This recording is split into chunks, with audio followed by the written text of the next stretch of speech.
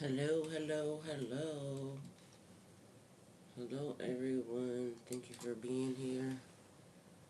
Grand Rising. Bismillah. Thank y'all for being here. Hello, hello. Welcome. Come on in. Come on in. Come on in to the show. How's everyone doing? Thank y'all for being here. Alright, we gonna do what we need to do. And period. Alright, first we're going to start off with Surah Al-Fatiha. It is all praises for Allah, Lord of all worlds, the most compassionate, most merciful, master of the day of judgment. You alone we worship and you alone we ask for help. Guide us along the straight path, the path of those you have blessed and not those you are displeased with or who are astray. Then the next one we're going to do is your dream girl. Welcome. Thank you for being here. Period. Alright, so we have Psalms 91. Whoever dwells in the shelter of the Most High will rest in the shadow of the Almighty. I will say of the Lord, He is my refuge and my fortress, my God in whom I trust. Surely He will save you from the fowler's snare and from the deadly pestilence. He will cover you with His feathers, and under His wings you will find refuge. His faithfulness will be your shield and rapport. Nor you will not fear the terror of the night, nor the arrows that fly by day, nor the pestilence that stalks in the darkness, nor the plague that destroys at midday. 1,000 may fall at your side, 10,000 at your right hand, but it will not come near you. You will only observe with your eyes and see the punishment of the wicked. If you say the Lord is my refuge, and you make the Most High your dwelling, no harm will overtake you, no disaster will come near your tent. For He will command His angels concerning you, to guard you in all your ways. They will lift you up in their hands, so that you will not strike your foot against a stone. You will tread on the lion and the cobra. You will trample the great lion and the serpent. Because He loves me, says the Lord, I will rescue Him. I will protect Him, for He acknowledges my name. He will call on me, and I will answer him. I will be with him in trouble. I will deliver him and honor him. With long life, I will satisfy him and show him my salvation. I mean, all right, so the message that we have here today, and thank you guys for being here. Wealthiest Risings. Could have been anywhere in the world, but you're here with me. So I appreciate you for that, and thank you. Please give me a like, share, and a subscribe. That is the best way you can help my channel. Please and thank you. We are going to go here. So, before I get to y'all title and y'all message, um, dreams and foreshadowing of things, right? Thank you for being here too. Thank you. Dreams and foreshadowing, the things that are existing and coming to me, right? But mind you, I'm watching somebody else, and I ain't nobody's doctor or anything else, but I'm starting to wonder if a certain person, that person up there, their erratic behavior is coming from a spiritual awakening. And even the nastiest of nasties can have a spiritual awakening.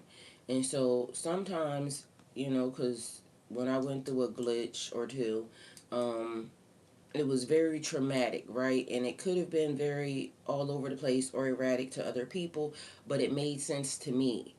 Why? Because it was the connection that I was, making to God.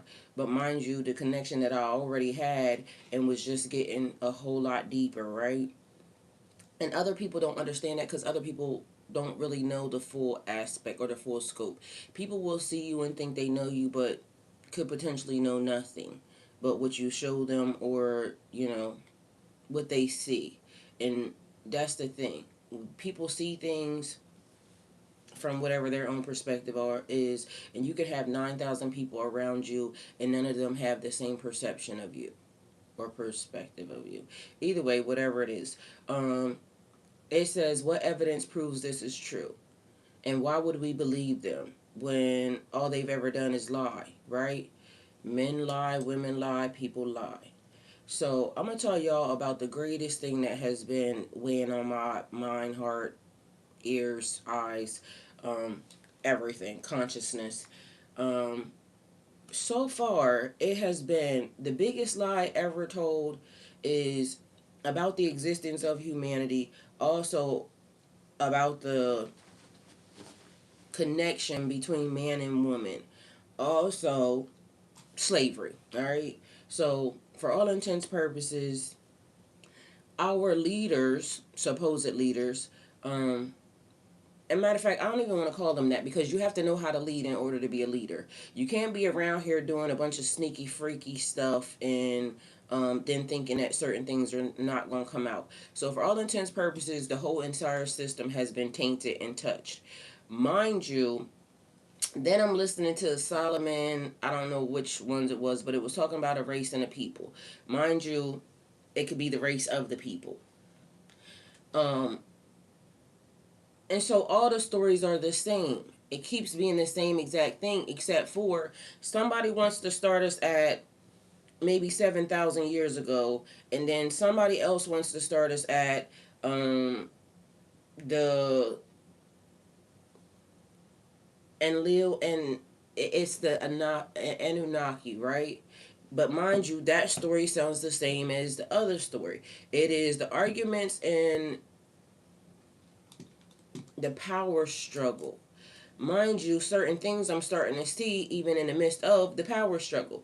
So, like, how they talking about things that are dug under the ground. But mind you, even in the Bible, it's like it says God created the stars, the moon, and the abyss, and everything else at the same time, right? Meanwhile, the Bible is only this old, very young compared to the existence of humans on the earth. And for all intents purposes, a lot of people don't even know that. It's like everything is jumbled up in our brains. But I'm telling y'all, like, something is not right with the timeline. And whether or not it's being done intentional to make us forget, but I'm also noticing even in the youngest generation, the younger generation that is younger than, like, the ones that are in school, they're very forgetful. And why is that being put into the system? Now, just imagine a person can tell you something that happened in, 002, the second day of Earth, right? Literally the second day of Earth, not the second day of the Bible's Earth.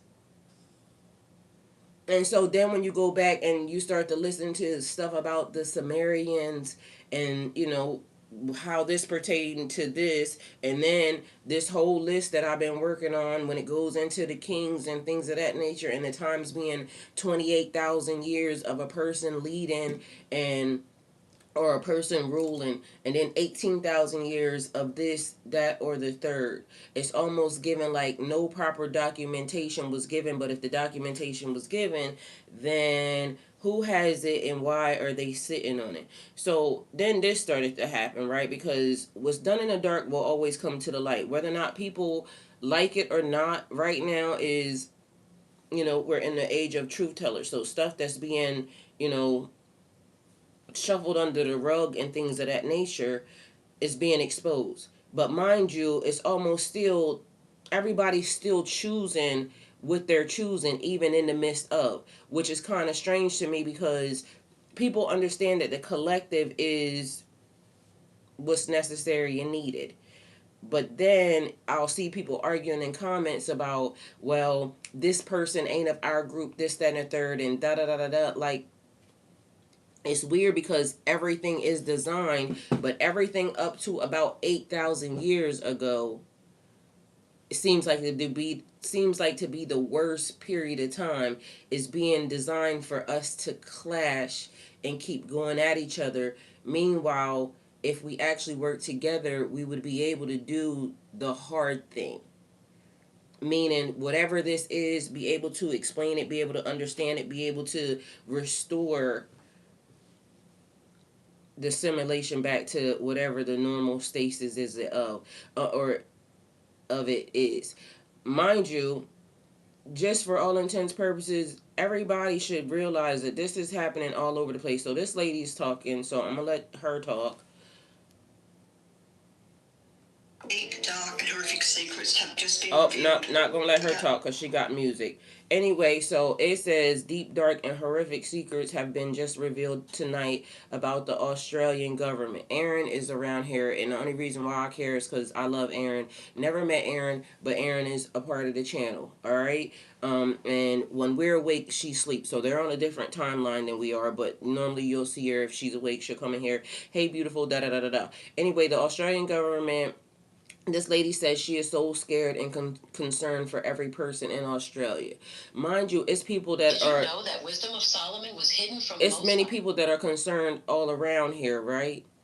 For every state, every government, because people are starting to realize, again, the people who were put into position or into power are not really honorable people, including people that you think should be honorable people, because I got, a little bit of information on everybody.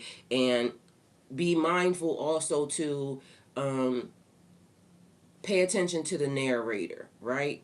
Because for all intents and purposes, depending upon what their agenda is to push, then be mindful of that. So I'm going to let this lady talk because she's going to tell you something about the wisdom of Solomon, right? And you should go look this up for yourself.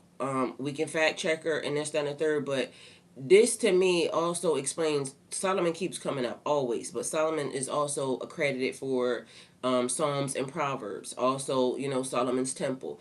Also, everything that is playing out is almost like a prophecy. So even the fact that, and I don't want to use like the Western Bible again, we have to use the Ethiopian Bible because that was the one that was there first, but it's starting to play off as prophecy and things being exposed even now. I want to even preface this by saying, if you ever listen to how the Ark of the Covenant is created and the specifications of it, it sounds nuclear. I even said it then. The minute I'm hearing it, and it's like a priestly line has to be able to carry it. They have to have certain stones on their breastplate. It has to be made of this. It sounds highly volatile, right? So then when you go listening to the Sumerian, stories about the gods and this, that, and the third, it sounds nuclear. Mind you, whatever's happening up there is happening down here and happening down there. Everything happens simultaneously. Whatever realm is actively activating the other one. So if we're here at war, then they're there at war, which is we're talking about spiritual warfare and things of this nature. Mind you, then if you listen to it, when you listen to the story of the Anunnaki and you go into this situation or that simulation, some of the stories sound like nuclear. But then there's a whole chunk of missing time which doesn't make sense to me. And mind you, for all intents purposes, if y'all have any questions, please put them in the chat because I can ask it while, we kind of doing whatever it is that we doing. But I heard with my own two ears this man saying that he's afraid of a certain group of people. I can see with my own two eyes how even the programs that they have created out throughout this time have been to kind of isolate. And it's not to make one person bigger or better than the other, but what it is supposed to do is make sure that leadership and guidance is being given in a way that is not tainted. Because if God gives you a message, your opinion shouldn't be put in it. It should just be given what God gave. And so that's where I'm at with it. But again, we are here, we are people, we are human beings on this plane. And so sometimes things could be, whatever they are. But anyway, here. Again, the narrator. But go look up the information. Don't just cross nobody out because this is why we have this message, because it's here to help us with discernment. What evidence proves this is true? Why would we believe them when all they've ever done is lie? Mind you, AI being created, mind you, AI can do, powerful things. So for everything that AI does, it also doesn't. So there's good, bad, indifferent, and everything. Be mindful of that.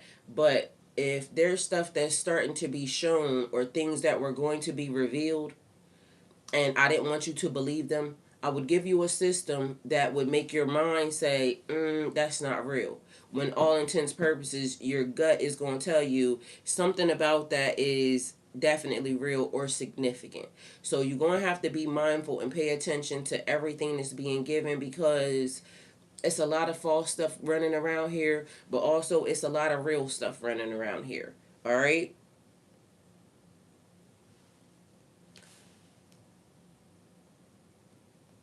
And it speaks direct. Did you know that Wisdom of Solomon was hidden from most Bibles and it speaks directly about black people? Chapter 5 describes a people who are mocked, ignored, and oppressed, but one day they'll rise and be honored by God. This isn't just ancient text, it's our story, hidden in plain sight. Verse 1 says, "Then shall the righteous man stand in great boldness before the face of such as have afflicted him and made no account of his labors." This verse describes a future time when those who were mistreated will be seen and respected.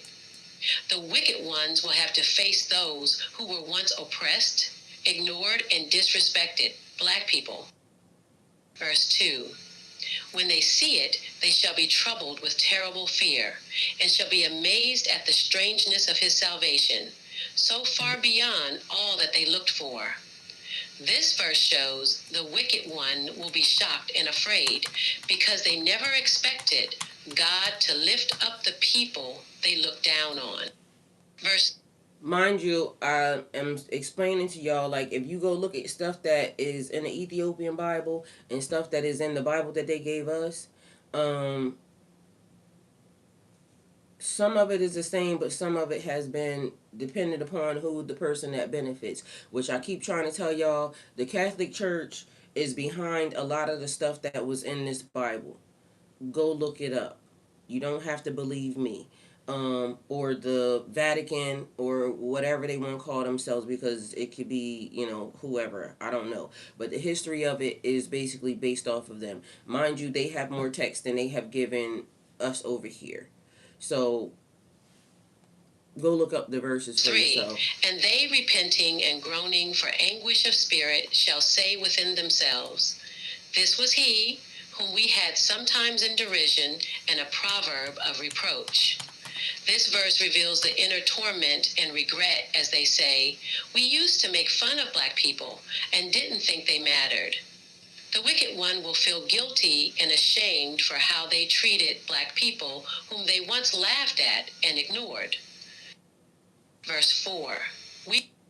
And so it goes in there. It says, even the Wisdom of Solomon, chapter 5. Mind you, Solomon is the one. There was a book that existed that when Adam got kicked out of the Garden of Eden, the angel Raziel came and brought him a book. And so it got passed down through the lineage from Adam, and then, on to Noah, and then Solomon ended up with it because he prayed for it and the angel came and brought it to him.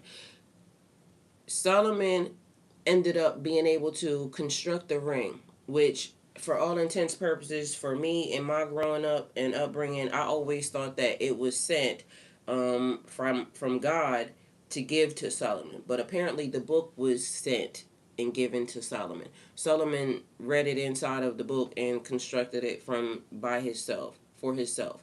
Then he started conversing with, demons and things of that nature. But mind you, he also made them build kingdoms and temples and things of that nature. So the first temple, it talks about how Solomon was able to have this ring that allowed him to be able to control the demons or the jinn, depending upon which book you listening to, and create and construct the temple. This is in existence in your books. So people don't realize how close some of these things are.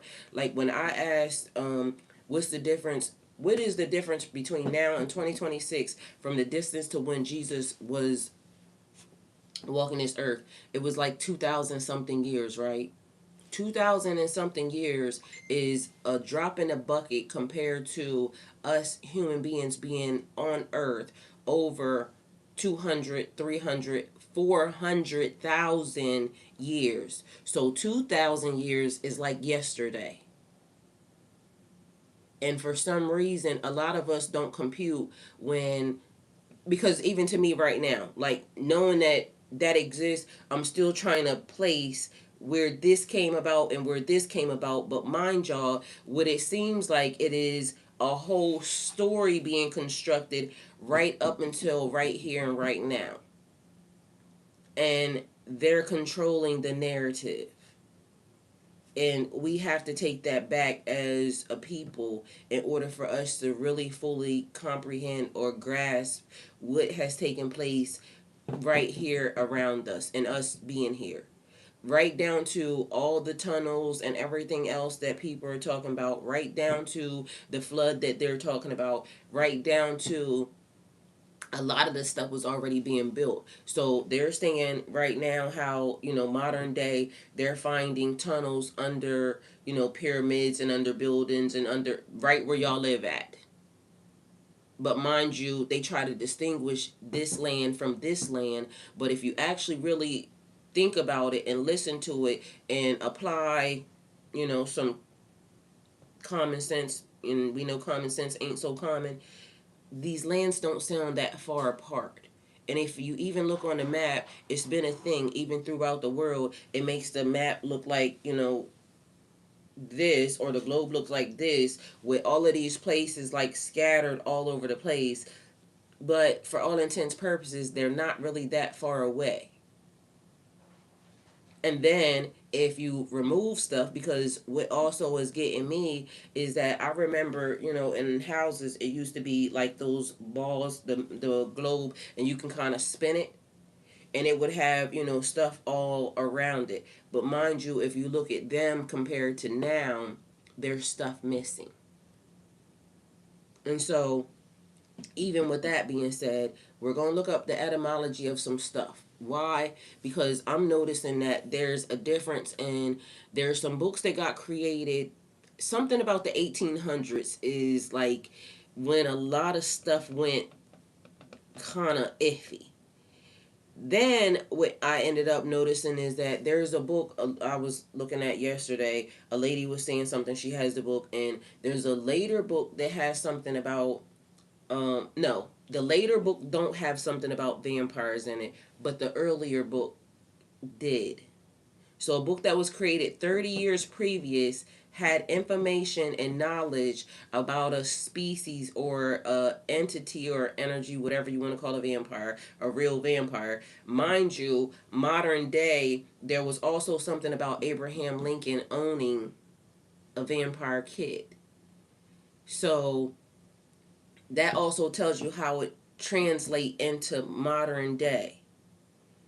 Y'all, this looked like a whole timeline of stuff that was in existence, and then they started saying, oh, this is mythological, and then this is, whatever the separation is. But mind you, the separation between mythology and the human species is what they're looking for, Gilgamesh. But mind you, if you look at certain things, because I'm hearing it come back up right now with a senator, what is Candace Owens? She's talking about Gilgamesh and the fact that they're looking for it. And mind you, I don't follow her, none of that. It's just certain things are ringing a little strange that this is supposed to be, the crossover line, but it's people actively in our system looking for and trying to acquire things that are supposedly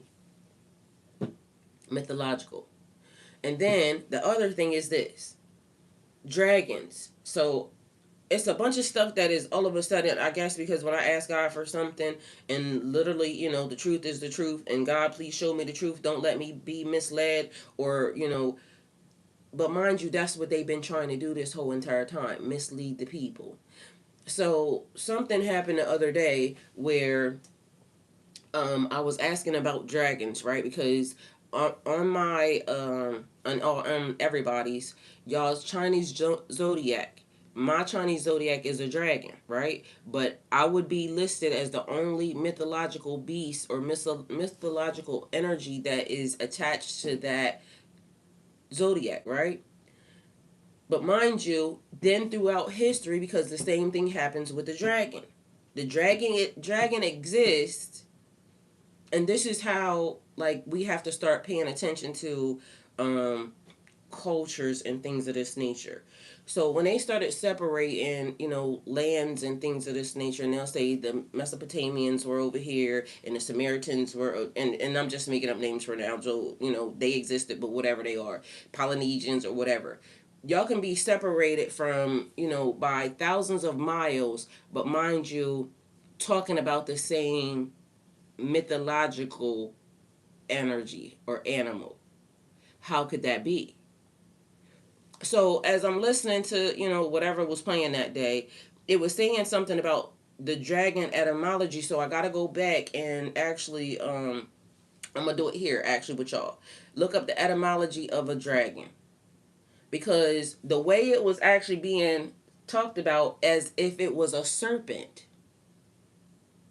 And so it could come from, maybe the same reptilian family, this, that, and the third, but something is also strange because when it went back to the etymology of serpent, then it kind of made me think of Adam and Eve and some other stuff. But then everybody drew the design of the dragon the same. How?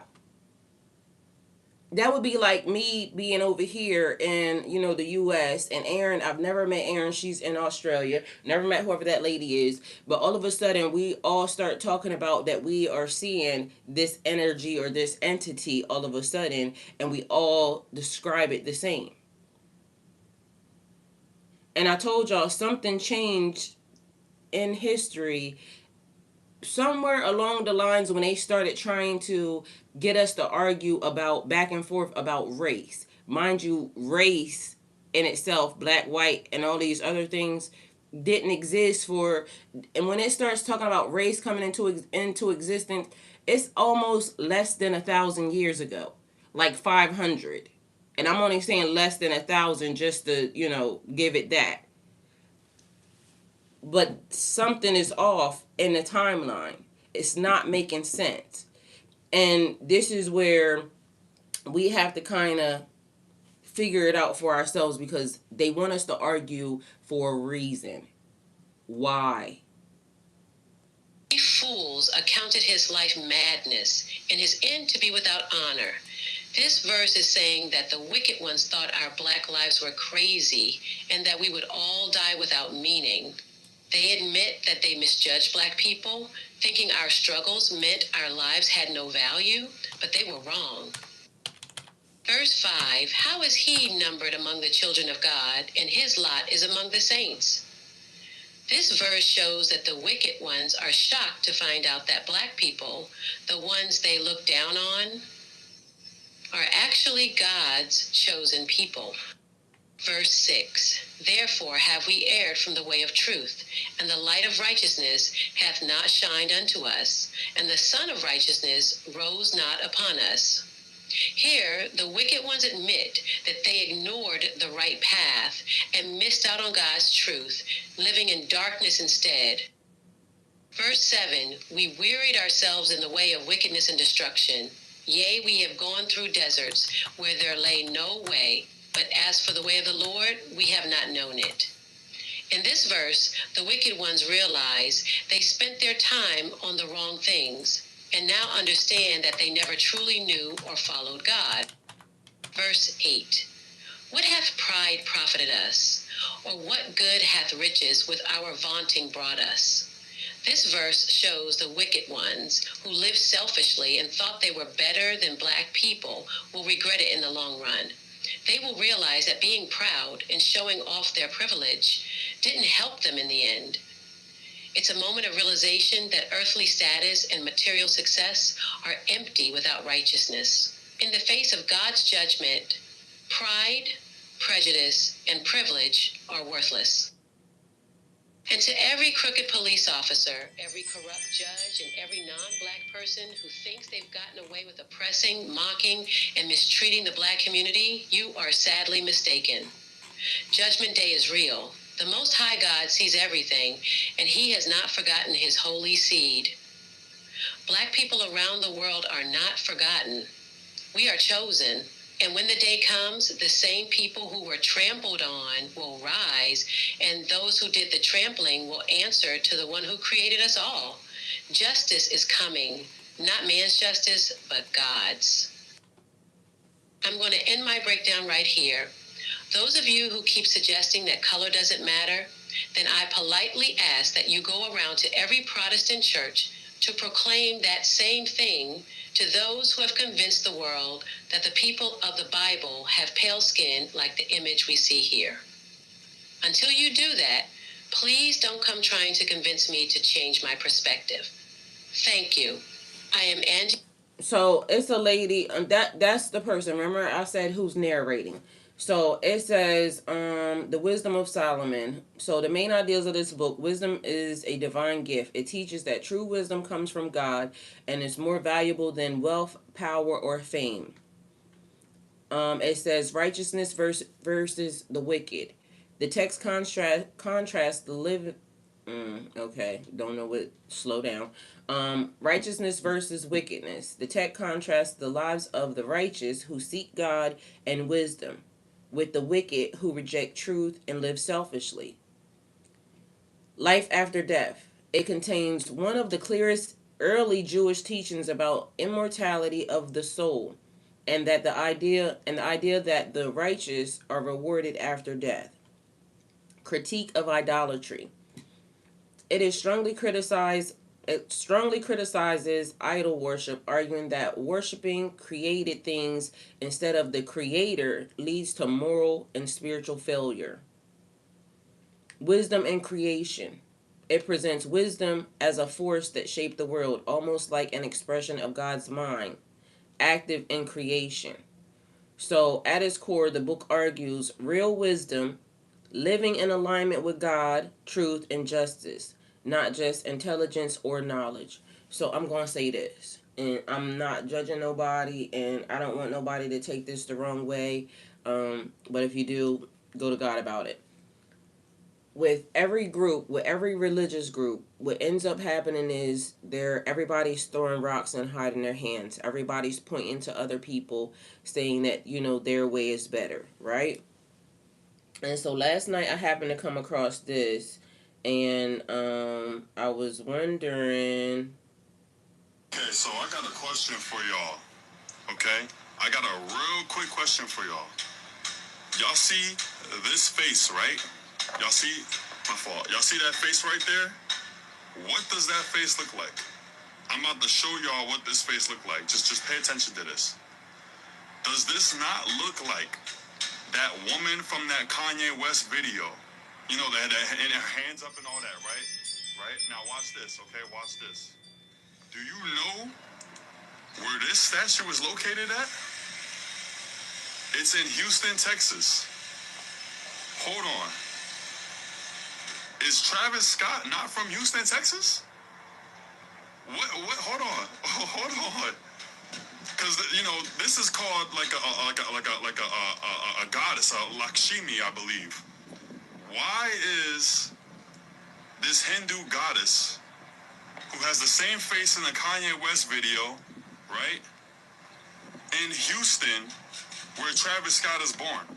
I really want y'all to really ponder on this, bro. I really want y'all to pay attention to this. This is insane to me. I love y'all. Take everything to the Most High. And take everything to the Most High. So, for all intents purposes, right, I went and looked this up. And this particular Shalom. energy is called hands. I don't want to say it wrong. Hold on. Let me go back. So I got a question for y'all. Where is it at? Okay. Hansu or something, right? Anyway, hold on. We'll go look for it in a minute because I don't know why my phone's doing that. But anyway, so in here it says Hanuman. That's what the name is. Hanuman. So when I went to go look this up, because I'm like, Okay. Reading the comments, it says, "Where is this?" Then somebody says it's the fallen angels. Somebody else says it's the third largest statue in the U.S. Right? Because he already told y'all this is Houston, right? Then it says, somebody in here, somebody said, "What's really going on?" But anyway, when you look up Hanuman, right? We're gonna go here. Hanuman. What if in Hinduism there's a figure named Hanuman? He's often called the monkey god, but really he's this amazing symbol of strength, loyalty, and total devotion. Now, Hanuman serves another figure named Rama, who represents truth, righteousness, and the divine. Now, here's this important part that brings the quote I'm about to share with you all together. A lot of Hindu philosophy, especially something called Advaita Vedanta, teaches us that at the deepest level, at the core of all things, at the core of all people, all gods, everything is one. Not separate, not divided, just you, me, God, the universe, it's all the same essence, just appearing in different forms. Because remember, everybody speaks different languages. So I didn't go look up the etymology of Hanuman, but what Hanuman also reminded me of is, because when you go through the Hindus are accepting of everyone and everybody. So in the Hindu area, I can find it. It has the Christians, it has the Muslims, all in one area. Everybody is welcome to come here and do whatever it is that you are doing. But remember also, critique of idolatry. It strongly criticizes idol worship, arguing that worshiping created things instead of the creator leads to moral and spiritual failure. Mind you, all of these gods existed because even when one of the gods was talking about, when they were talking about God, the one God, when they created Adam and Eve in the Bible, it says there was other entities and energies there, other gods there, but there's one God that everybody, and so the other gods were supposed to help the human beings on earth, right? And so the thing that I noticed, because I'm not even saying nothing about them, so Hanuman being one, and then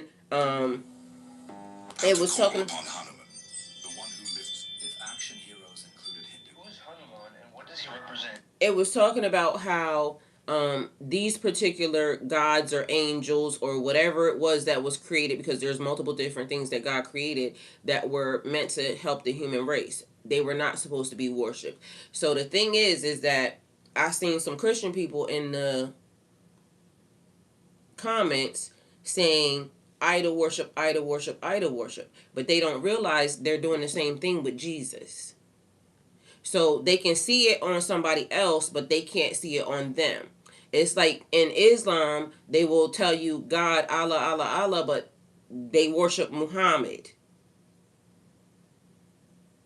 Everybody has a thing, and they can see it everywhere else, but they can't see it on themselves. But everybody is in agreement with the fact that idol worship is not accepted or acceptable. But it's not until, somebody else is doing it that they see it. So it's like, what they said, if you live in glass houses, don't throw stones. But why can't they see it on themselves and not, why can't they see it on themselves? Anyway, so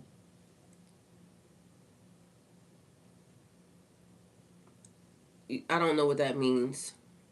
They said no Muslim follow religion. What does that mean? It's all religion. Every single bit of it. So I don't know, and I'm not gonna argue with nobody. Like I said, you can believe what you believe.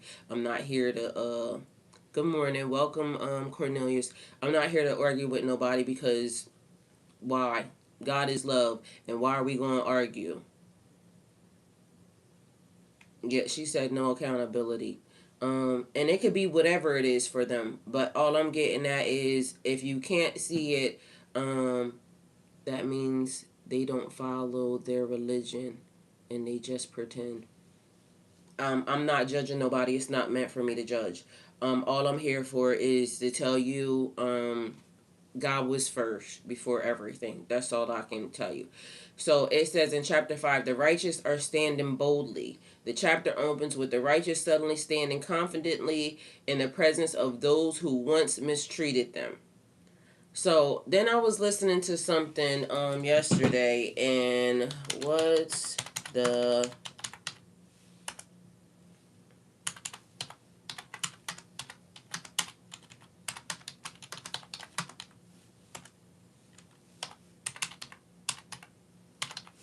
um so I was listening to something yesterday, and it says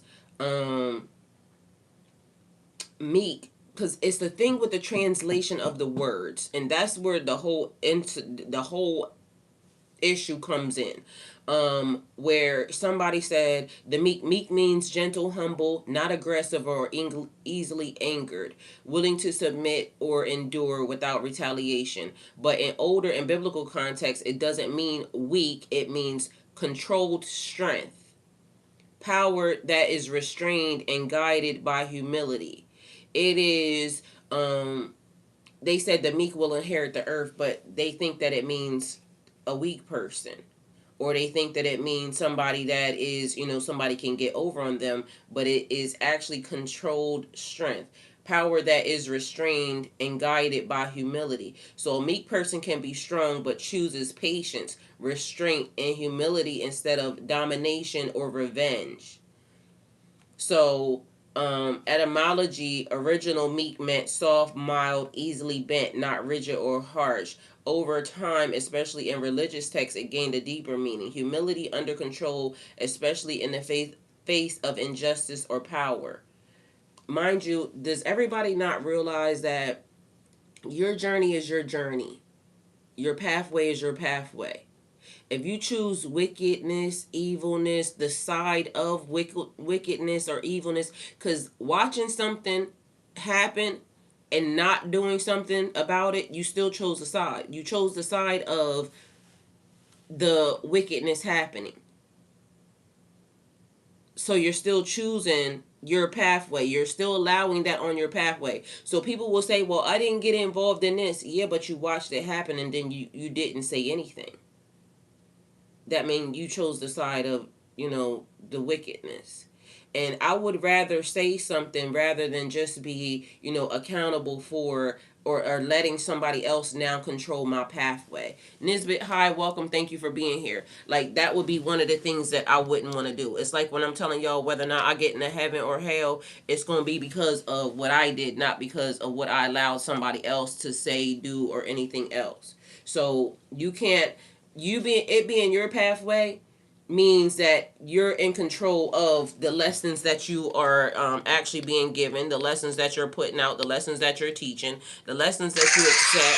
Thank you, Nisbet. The lessons that you accept, the things that you go learn, the things that you don't go learn, the things that you get involved in, all of that.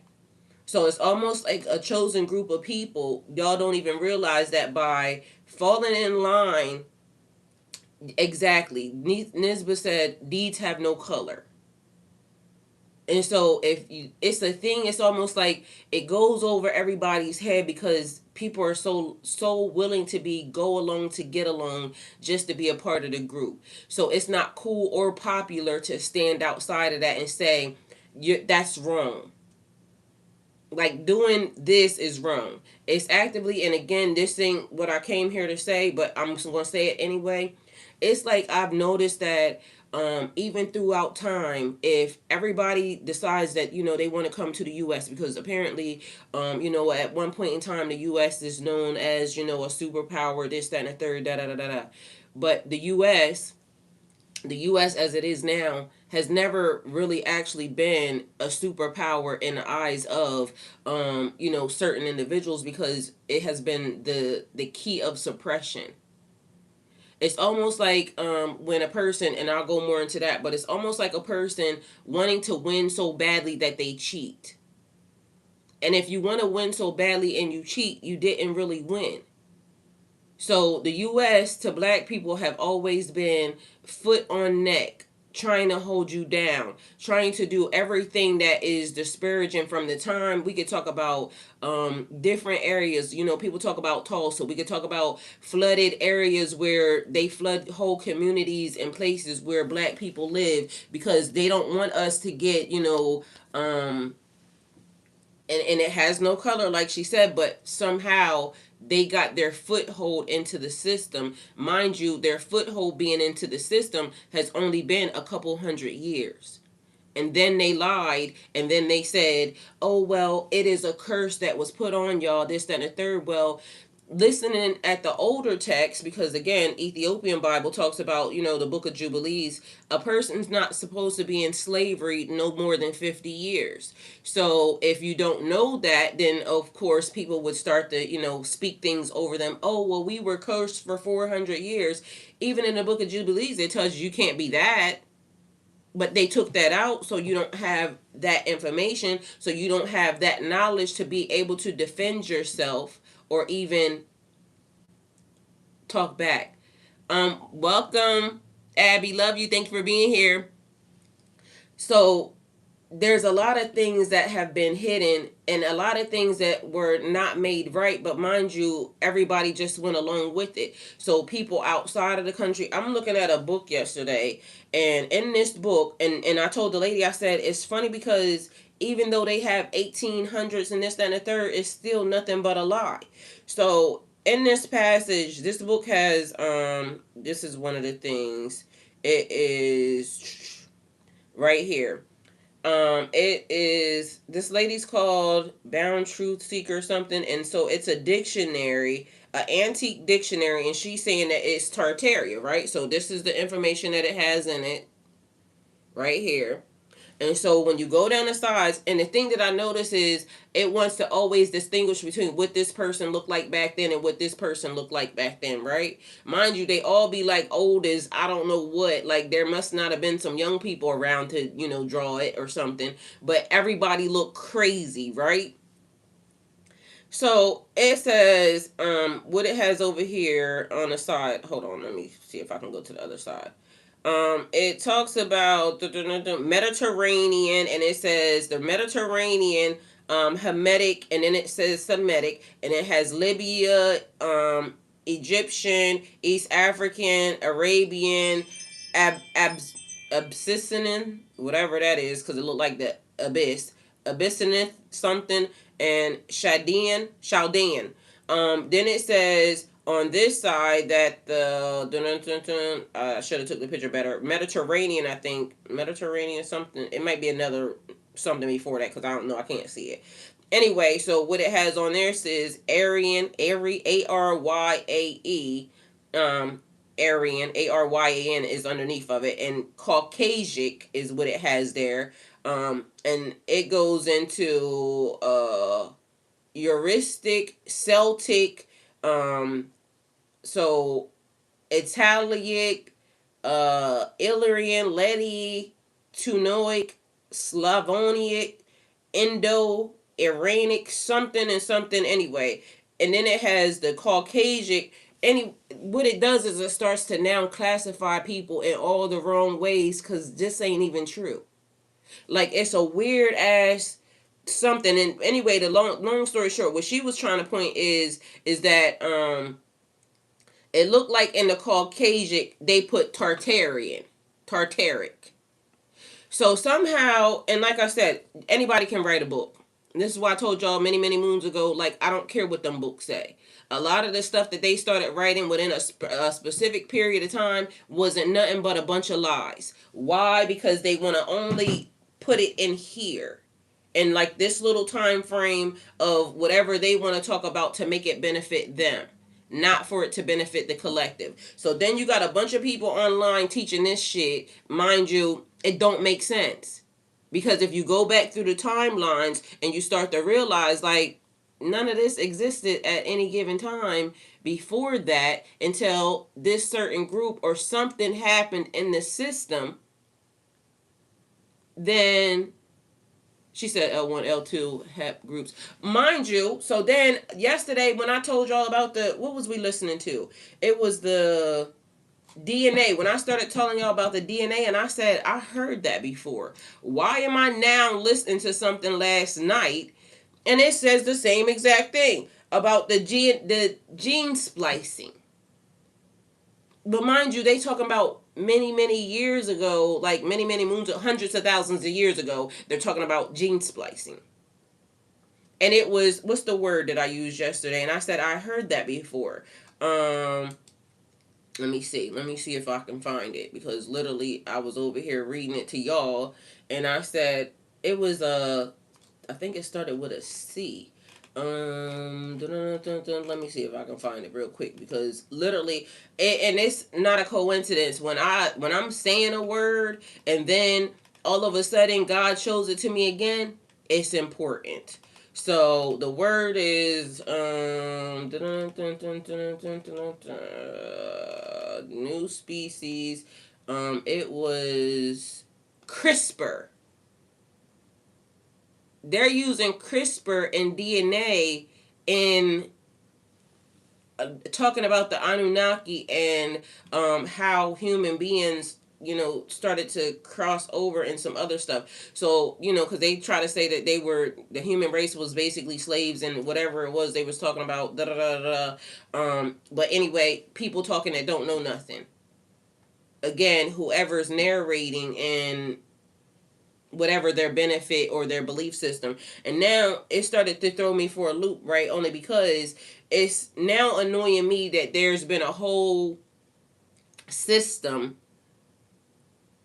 of, what do they call them, experts, and um telling lies. Because I'm literally listening to a lady yesterday and she's saying, oh, she's an expert in something. And if you can talk good and you can explain it and you don't have no ums and no breaks and you could just, flow with some stuff, it's like online when somebody will say, what's this? And a person will come up with a whole scenario, a whole narrative, have everybody believe in it. And then the person be like, nah, I didn't know. I just said it, because it just sounded like it was believable. And then here we are out here just listening to any fucking thing because, you know, we don't know. But mind you, they don't either. We all just out here winging it. So God give me wisdom to see clearly and discern truth from deception. Help me not be easily misled by words, emotions, or appearances. Ground my mind in understanding and my heart in peace. Show me what is real and give me courage to follow what is right even when it's hard. Protect me from confusion and manipulation and guide me towards truth, clarity, and honesty in all things. Amen. So we go back over here to the wisdom of Solomon, and it talks about in chapter 5, because we at chapter 5. um the righteous are standing boldly. The chapter opens up with righteous suddenly standing confidently in the presence of those who once mistreated them. It paints a picture of a dramatic reversal. The wicked are shocked, the righteous are at peace. Everything hidden is now revealed. Do none of this sound like a prophecy to y'all? She said, mad scientific following records already classified from the public. Hold on, let me see. Um, so even like now, and I always want to bring up Terrence Howard because I love Terrence Howard, and like I said, I can tell that he went through whatever glitch it was as well. And then all of a sudden they started trying to mislabel him and handle him wrong, but he's standing firm and basically saying what he knows is what he knows. Also, he went to schools and got academic scholars behind what he's saying. Meanwhile, back at band camp, they don't want to change the narrative, because if they change the narrative based off of what a black man is saying, then it makes everything look, it makes a person now not believe nothing that they're saying because they're just out here making up stuff, right? Um, Mind you, I'm gonna let this lady tell y'all a story because I heard this too. Oh, we definitely need to listen to this. And General Dan Kane, Trump wanted to use the nuclear, so-called use the nuclear codes, and General Dan Kane stood up and said, no, That was former CIA analyst Larry Johnson reporting on what he heard took place at the White House just a couple of nights ago. If true, we should all be scared to death. Listen to him again. Trump wanted to use the nuclear, so-called use the nuclear codes, and General Dan Kane stood up and said no. That was former CIA analyst Larry Johnson reporting on what. So, they're saying that, right? But mind you, again, something is happening kind of strange because, throughout history, or mythology, because that's what they'll say. What was the argument?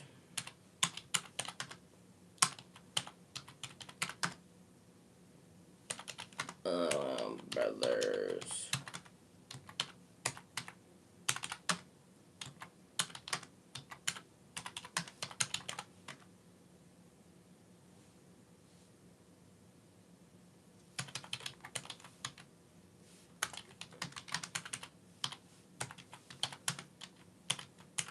All right, so when I said even the Ark of the Covenant sounded like it was nuclear, um, it says Enlil, god of the wind, authority in storms; Enki, god of water, wisdom and creation. In Mesopotamian mythology, they are not brothers who cause.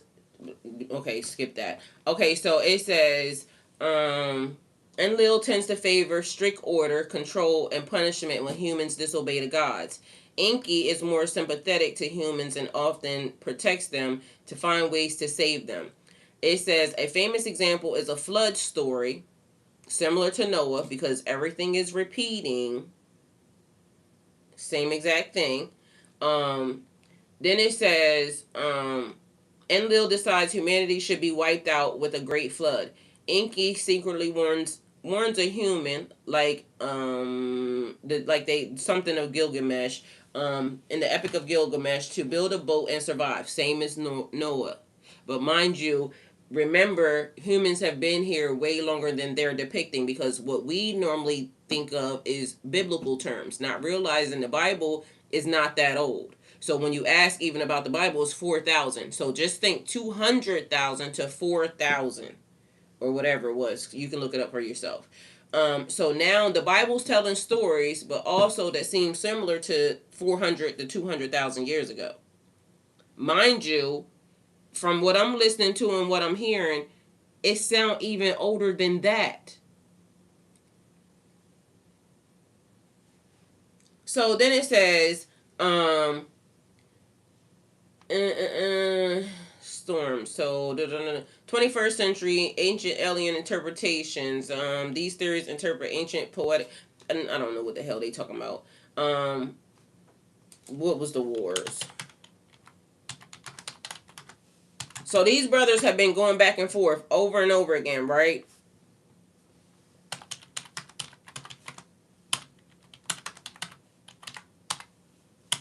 One basically keep trying to destroy humanity. The other one basically keep trying to save it. Both times they've been going back and forth arguing over the situation. But it's also talking about the earth being destroyed multiple times. Now, the thing is this. It has been shown where there has been petrified people. They talk about, I got taught Pompeii. Y'all remember that volcanic eruption in school. Sugar High, welcome. Thank you for being here. It's been multiple occasions where certain things have happened on earth, but mind you, it would have been during this time when these particular energies or entities were, on the earth. Mind you, I already gave y'all the list of the kings and how long that they were already running. So don't ask me why these things are running simultaneously day after day after day, but apparently the story is still playing out because we still here. Excuse me. So, mind you, there's something about a temple being built right now, a temple that needs to be built right now. But guess what? The thing is the people that want to build the temple, God ain't gonna let you do it.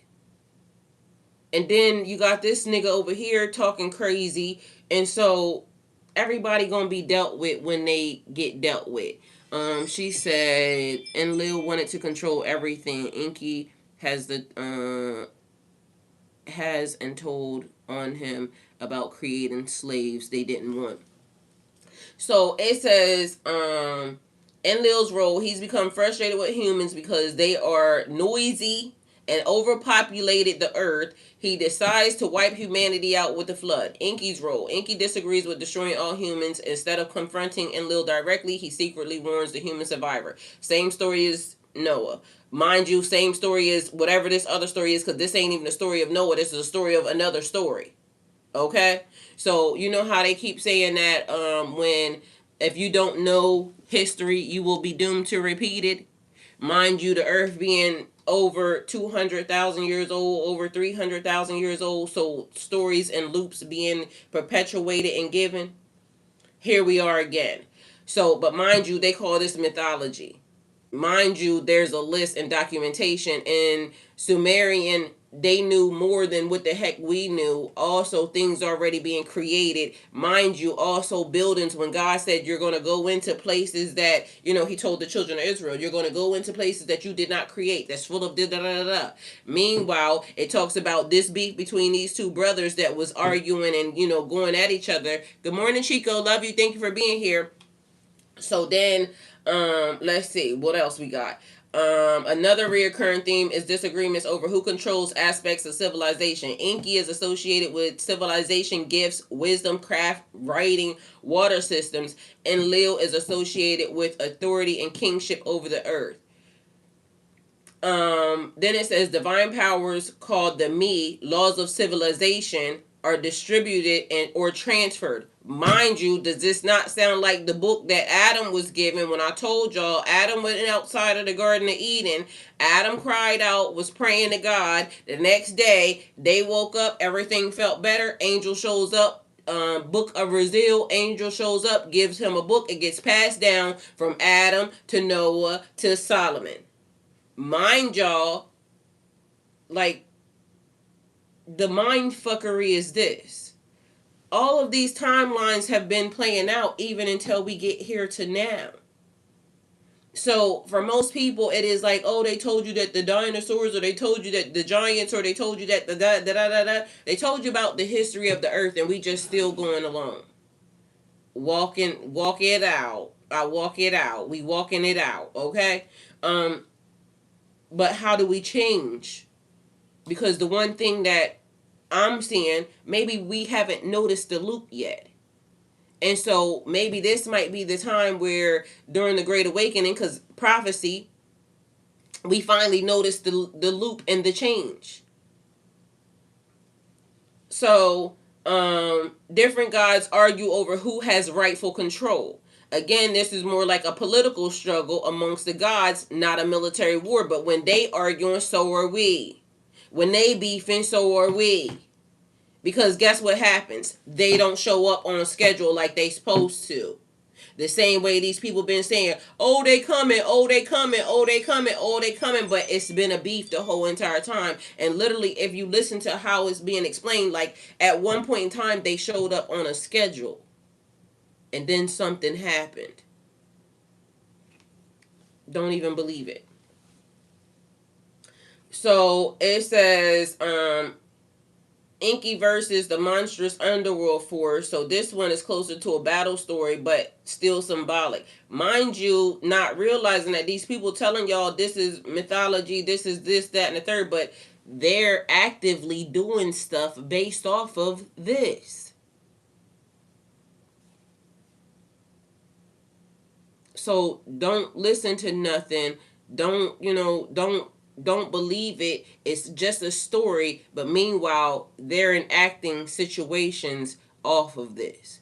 God already said you will be blessed forever. It was a key word in there to make sure that you knew that as long as you stayed in covenant, nobody could take it. Nobody could touch it. Nobody could disrupt it. Nobody could destroy it. But people became out of covenant. Why? Not listening to the elders. Remember, and I remember a big push, y'all putting the old people in homes, this, that, and the third. Mind you, guess what started happening? If you look up the history of Alzheimer's, and then y'all stop listening to the elders because they didn't know nothing. Mind you, the elders were passing down the information. They may not be able to come as before, being as that they will breed with other pedigree. Well, this is also the thing. What if something else happened? Why? Because if you remember the stories, even when I told y'all about me going to the Mojave Desert and they talk about the people, like there's been past the when they started giving Bible stories and Quran stories and stories of that nature, when they was passing down the indigenous people or the people that was here or just the people, we don't have the the people that belonged here, the people that were on the land, and that could be anybody and everybody. They would pass down information. They would tell the youth stories, and then the youth would tell the stories. But mind you, what also started to happen was the ancient languages started to be messed up. But all this happened during a certain period of time from what we can remember. So then I told y'all, even right now, the young people's memories are something is happening. We are frequency. Something about the frequency, mind you, when I was looking up, so God been telling me stuff about frequency, right? This one right here. Because it was the number of the times when the people, those specific gods, the number of years that they ruled. 4,432,000. Mind you, music being placed in 432.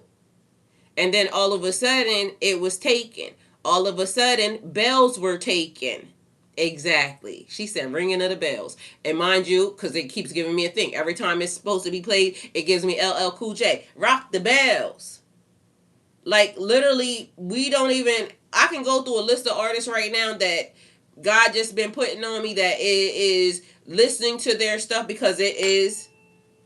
They were telling you stuff. They picked up on a frequency, and so it's like your artistry. Your artistry is based off of God given. God is a frequency, and so when artists are making music, I can hear a frequency. I can hear something under what they're saying. So last night I'm listening to an artist. It gave me a feeling. Mind you, I ain't post this artist in forever and a day, but guess what? Whatever's in the music, I can hear it. And it does this thing. It's like fine tuning your system underneath of all the noise of everything that's happening. Because, can you hear this? Even if I'm talking, right? If I put this close enough to y'all and that's what's playing the whole entire time, you can still feel that frequency. You can still hear that energy that is God. So it don't matter of all the noise and everything that's being corrupted, because you can still hear God. You're tuned into the frequency of God, because it don't matter about the noise that's on the outside, because you're the receptor, the receiver, and you're picking up what God is telling you. So when people are creating, are you listening? Are you hearing that tune that's underneath? Because even though I'm playing, I can still feel this because it's still vibrating on my hand, even though I'm talking to y'all. But something about the frequency, they were trying to disrupt it because somebody ain't the same as us. Like when Kendrick Lamar said they ain't like us, he ain't lying. And so I'm at this moment trying to figure out if it is like something happened and nobody can remember it. Like, and then it's one of those things when they started talking about the asylums and things of that nature started to show up, and they was trying to, the people that remembered, they started saying that they were insane in the membrane. The songs, what's the song, who sing that song? Insane in the membrane. Yeah.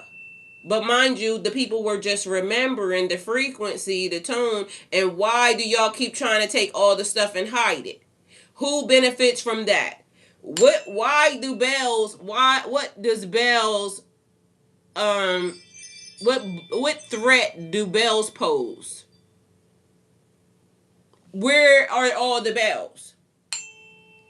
Dig them up, put them back. What's happening with that? So it's the frequency. It's the tuning fork. you need a tune up. You know what I'm saying? We all probably need a tune up based off of what was given and what's, being said. Meanwhile, it says, what evidence proves this was true? The fact that they took it. Because you're not taking something that you're threatened by. You're not abusing a group of people that you're not threatened by. Why would we believe them when all they've ever done is lie? The conspiracy the people have been correct this whole entire time. They told y'all about not taking that medicine from them people. Meanwhile, all of them should go to jail. You want to know why? Because if you was forcing people to get stuff, or you're going to lose your job, you're going to lose your this, you're going to lose your that, they should go to jail. And how is it doctors forcing people to do stuff because that's what they said during 2020? If you don't get this, then you're not going to be able to work here, and they're going to force people to do this, that, and the third. How are you trying to force people to do stuff with their own body? You should go to jail. Or God come get you and take you wherever, but you shouldn't be allowed to stand in this society and face people, and you did what you did. Meanwhile, they just out here facing people and still not giving a darn, and people just walking around after they done committed the most ungodliest infractions on people. All of it. But guess what else? Everybody's guilty because nobody's saying nothing. Everybody's letting it happen. We ain't actively rose up and said nothing. Because wouldn't you rather risk harm and life and limb if it pertains to creating and making this system the right way? But no, just like sheep to the slaughter we go. She said at certain times in my hold on, let me see. Confusion allows the energy to mischievous acts. Mind you, everybody just watching. It's like the people this man that they talking about that's walking around here and they know that it's this person. Mind you, the audacity of this is when you know that a person really don't give a fuck. I know this it's me. I'm convincing y'all that it's not me, right? And everybody taking pictures of me on a daily basis saying this is such and such and such a person. Mind you, this person is supposed to be, deceased. And everybody saying, oh no, this the person, this the person. Meanwhile, this nigga just walking around out in public like it ain't nothing. They don't care. And as long as we continue to allow it, that's what's going to happen. At one point or some point in time in this simulation, we're going to actively have to act like we care. Or pretend, because this person says pretend. And mind you, this is the thing. Actions speak louder than words. So you can't tell me that you care. I'm going to know that you're pretending. I'm going to know that you're acting. You're going to have to do a thing. And mind you, if you wouldn't rather risk your life fighting for something and you're going to still risk your life, like that, to me, that seems like a waste of, life. I'm not going to do nothing. I'm going to just wait until, what the saying says. And then when it was time, there was nobody to defend me.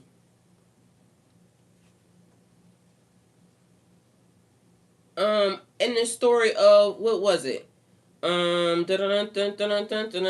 It's a Bible story, and it is the one where Jericho.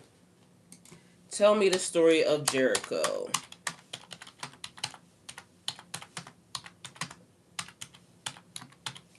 Mind you, I told you when I got this house, basically the same scenario. This is what God told me to do: walk the property.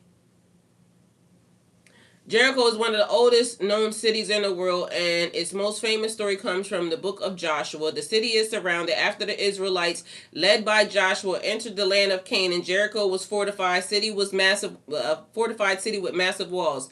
It was seen as impossible to conquer by normal military means. God's unusual battle plan. Instead of the traditional battle, God gives Joshua a very strange strategy. The Israelites were to march around the city once a day for 6 days. 7 priests carried rams, horns, shofars. The Ark of the Covenant was carried with them. On the seventh day, they were to march around the city 7 times. The moment the wall falls, on the seventh day after the final march, the priest blew the horns loudly. The people shouted together. The Bible says the walls of Jericho collapsed. The city is taken. After the walls fell, the Israelites entered the city and took it as part of their conquest of Canaan. So I already told y'all what I particularly think that the Ark of the Covenant is. And so if you let's go listen to how is the Ark of the Covenant? How is the Ark of the Covenant constructed? Because I hate to tell y'all, there's always casualties of a situation, and so whether it be us or them, you know, it says the Ark of the Covenant is described in the Bible, mainly in Exodus 25, as a sacred, highly specific object built by the Israelites under God's instructions to Moses. So it says, made from acacia wood, a durable desert wood, shaped like a rectangular chest. Size given in the text, it is 2.5 cubits long, 1.5 cubits wide, 1.5 cubits high, roughly 4 feet, 2.5 feet by 2.5 feet. The entire box was overlaid with pure gold inside and out. A decorative gold border, often called a crown or molding, ran around the top of the edge.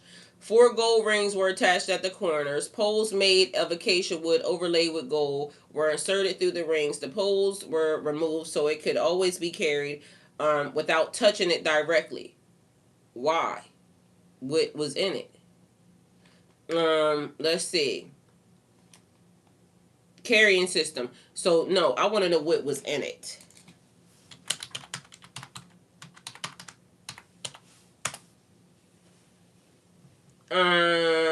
It says the Bible gives few different descriptions depending upon the time period, the source tradition, so the contents of the Ark of the Covenant are not completely consistent across all texts. The Ten Commandments, most consistent account, the stone tablets written when the Ten Commandments given to Moses at Mount Sinai. This is the most widely agreed upon item inside of the ark. Mentions in Exodus 25:16, Deuteronomy 10 and 2, 1 Kings 8 and 9. Aaron's rod that budded. It says a wooden staff belonged to Aaron, Moses' brother. It miraculously sprouted buds as a sign of divine approval of his priesthood. Mention number 7. Later tradition especially says such and such. A container of manna, the food of Israel ate in the desert, said to preserve the reminder of God's provisions. Why they not trying to tell me what was in it? Let me see. Because I remember hearing what was in it. So I don't know why they're not trying to tell me now. But when you hear what the specifications of it, it sounds nuclear. So if you walk around somewhere and then it don't tell you the story of, if they set it down, and did anything, it don't tell you, it just says they blew the horns. So if you blew the horns and then something happened and then the walls came tumbling down, it would be a vibration or a frequency that would, set that joker off. But meanwhile, you got to make sure you wear certain things. Let me see. The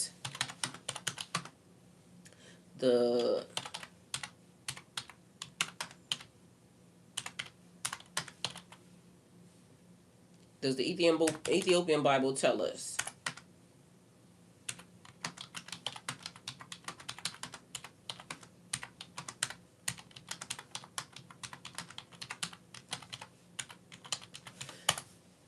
Does it tell us what was in it or how it was constructed? So it says, yes, the Ethiopian Orthodox tradition does talk about the Ark of the Covenant, but it doesn't give a dramatically different engineering manual than the Hebrew Bible. Instead, it expands more on its holiness, guardianship, and story, especially in the text. It's the Kibra Nagastath.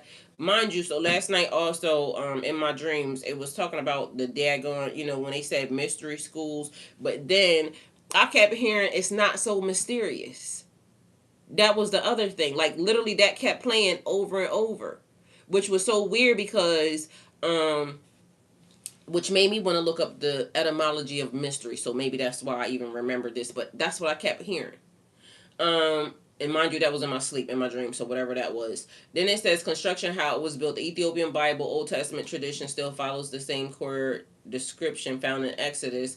Built from acacia wood, covered inside and outside with pure gold, has gold rings, carrying poles, contains the mercy seat with cherubim on top. Okay. Mm-hmm. Period. Every time it's always the answer. I mean the questions. It says so structurally it matches the Hebrew Bible most exactly. The Ethiopian canon does not add a new construction method, but it strongly emphasizes its divine origin. Okay, so y'all, I don't know why, but I remember hearing what was in it. Just their oldest way of ritual and sacrifice. Listen, this is another thing that I seen yesterday. So, and matter of fact, I might have saved it. So, I don't know what's up with the timelines and things of that nature, right? But something ain't right because they keep trying to tell us that certain things don't exist, right? But mind you, there's a lady that ended up saying the same exact thing yesterday, and I think I didn't save her, but I know she's gonna come across my screen again anyway. So, one of the people, conspiracy theorists, started to save um it's some type of old newspaper network or something, right? And so this is where they've been trying to debunk the Mandela effects.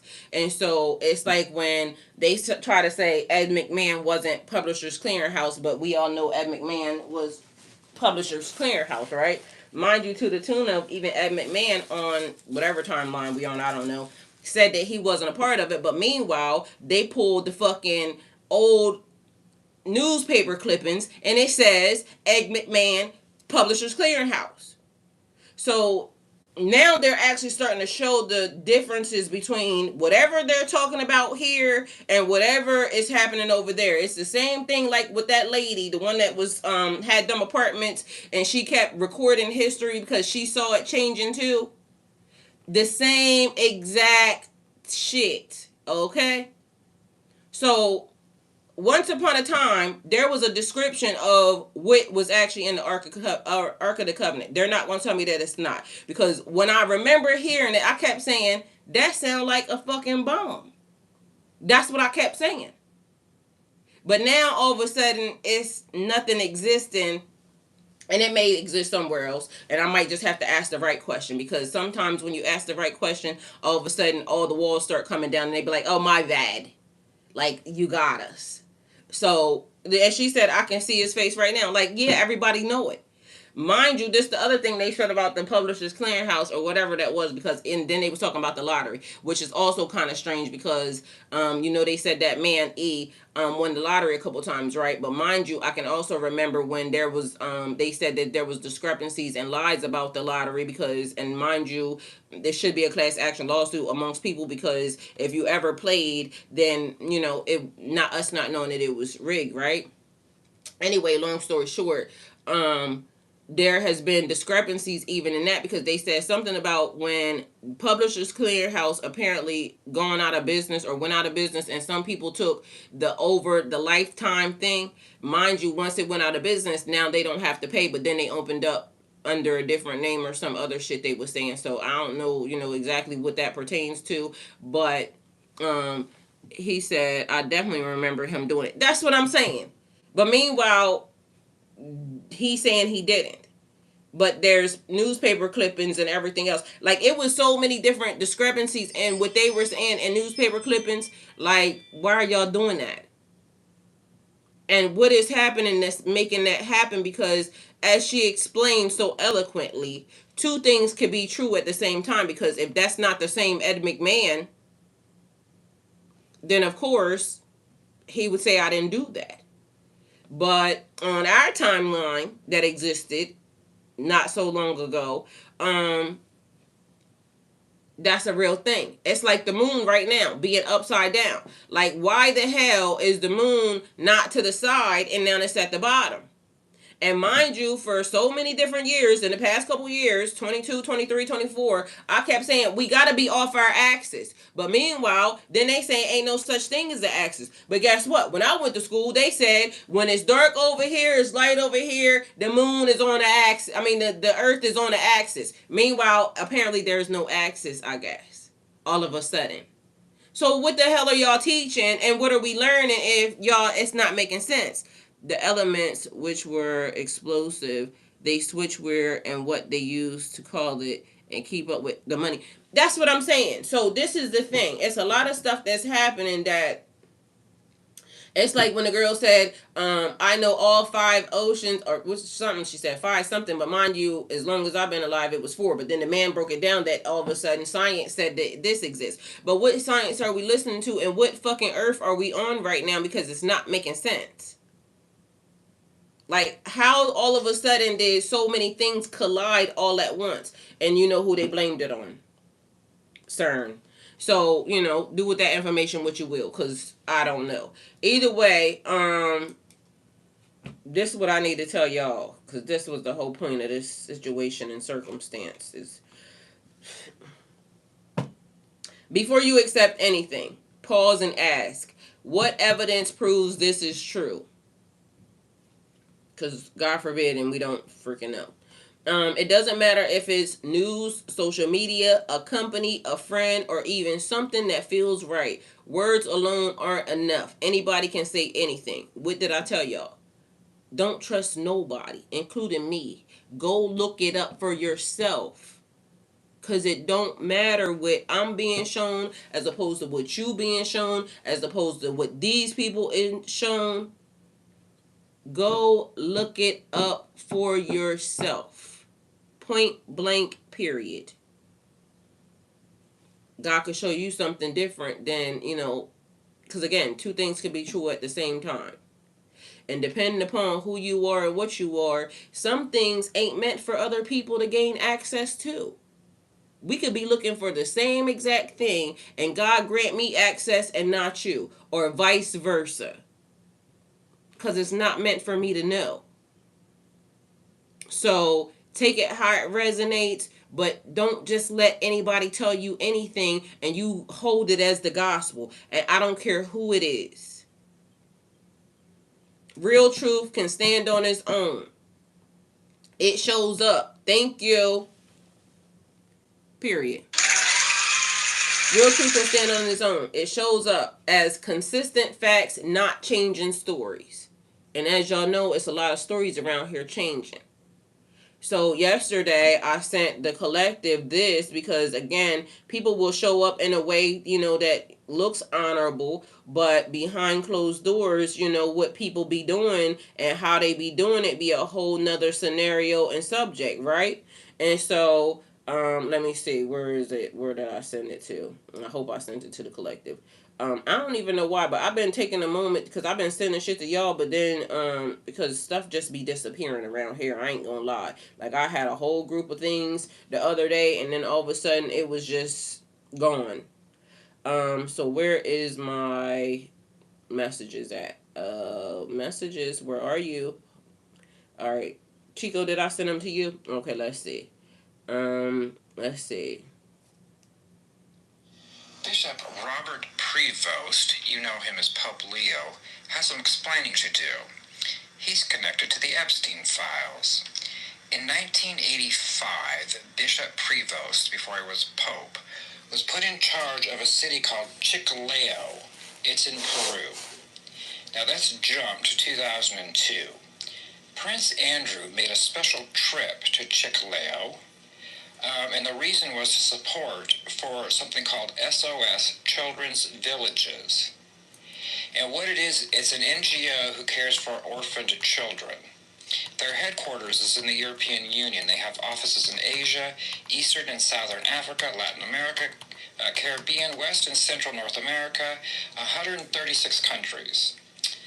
And just as a reference, Peru has 1.6 million children, the ages 5 to 17, who have to work because of poverty, and they keep zero records of missing children. But before Andrew went, or was going on this trip, he sent an email to Ghislaine Maxwell. And in these emails, he has a code name. It's either capital A for Andrew or Invisible Man. And he sent her an email, and what it says in it is, are there going to be any appropriate friends for his upcoming trip? And her reply was she was going to reach out to a former UN official, and he would get back to him. So apparently, the UN official had their stepson reach out to Andrew and told him that he would be meeting with the bishop and that all his needs and everything would be taken care of. So not only that, but Epstein himself references Pervian drop sites where packages were delivered to travelers or networks, including local businesses and social figures. And the reason this is all coming out is because a former priest who worked with Pope Leo in Peru during the 90s said that he knew all about the scandal that was going on. Most people know what I'm talking about. With the kids, and not only with the kids, but there was also financial crimes going on at his church and sister churches, and he completely covered it up. So Pope Leo's not as holy as we thought. Mind you, this is the thing. I already said to y'all, if you cover up the crime, you're just as guilty as the person that actually committed the crime.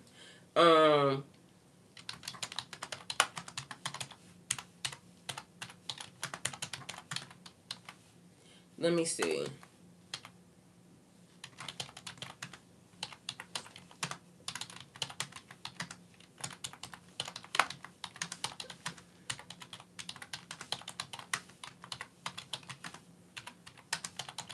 Cause I like to give it in y'all verses, because since y'all be saying it, we got several.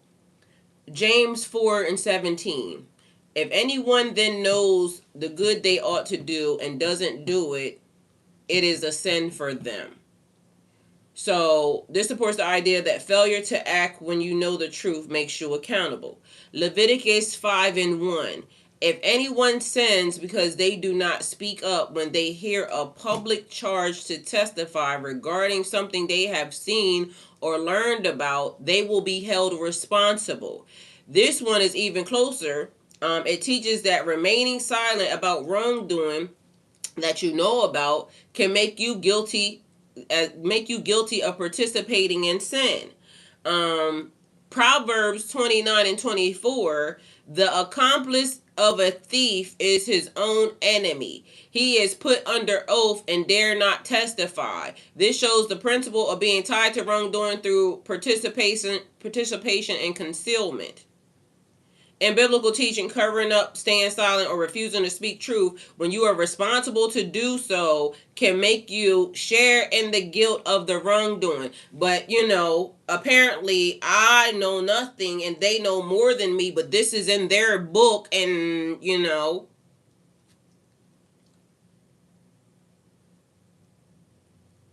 you have to make it make sense to me.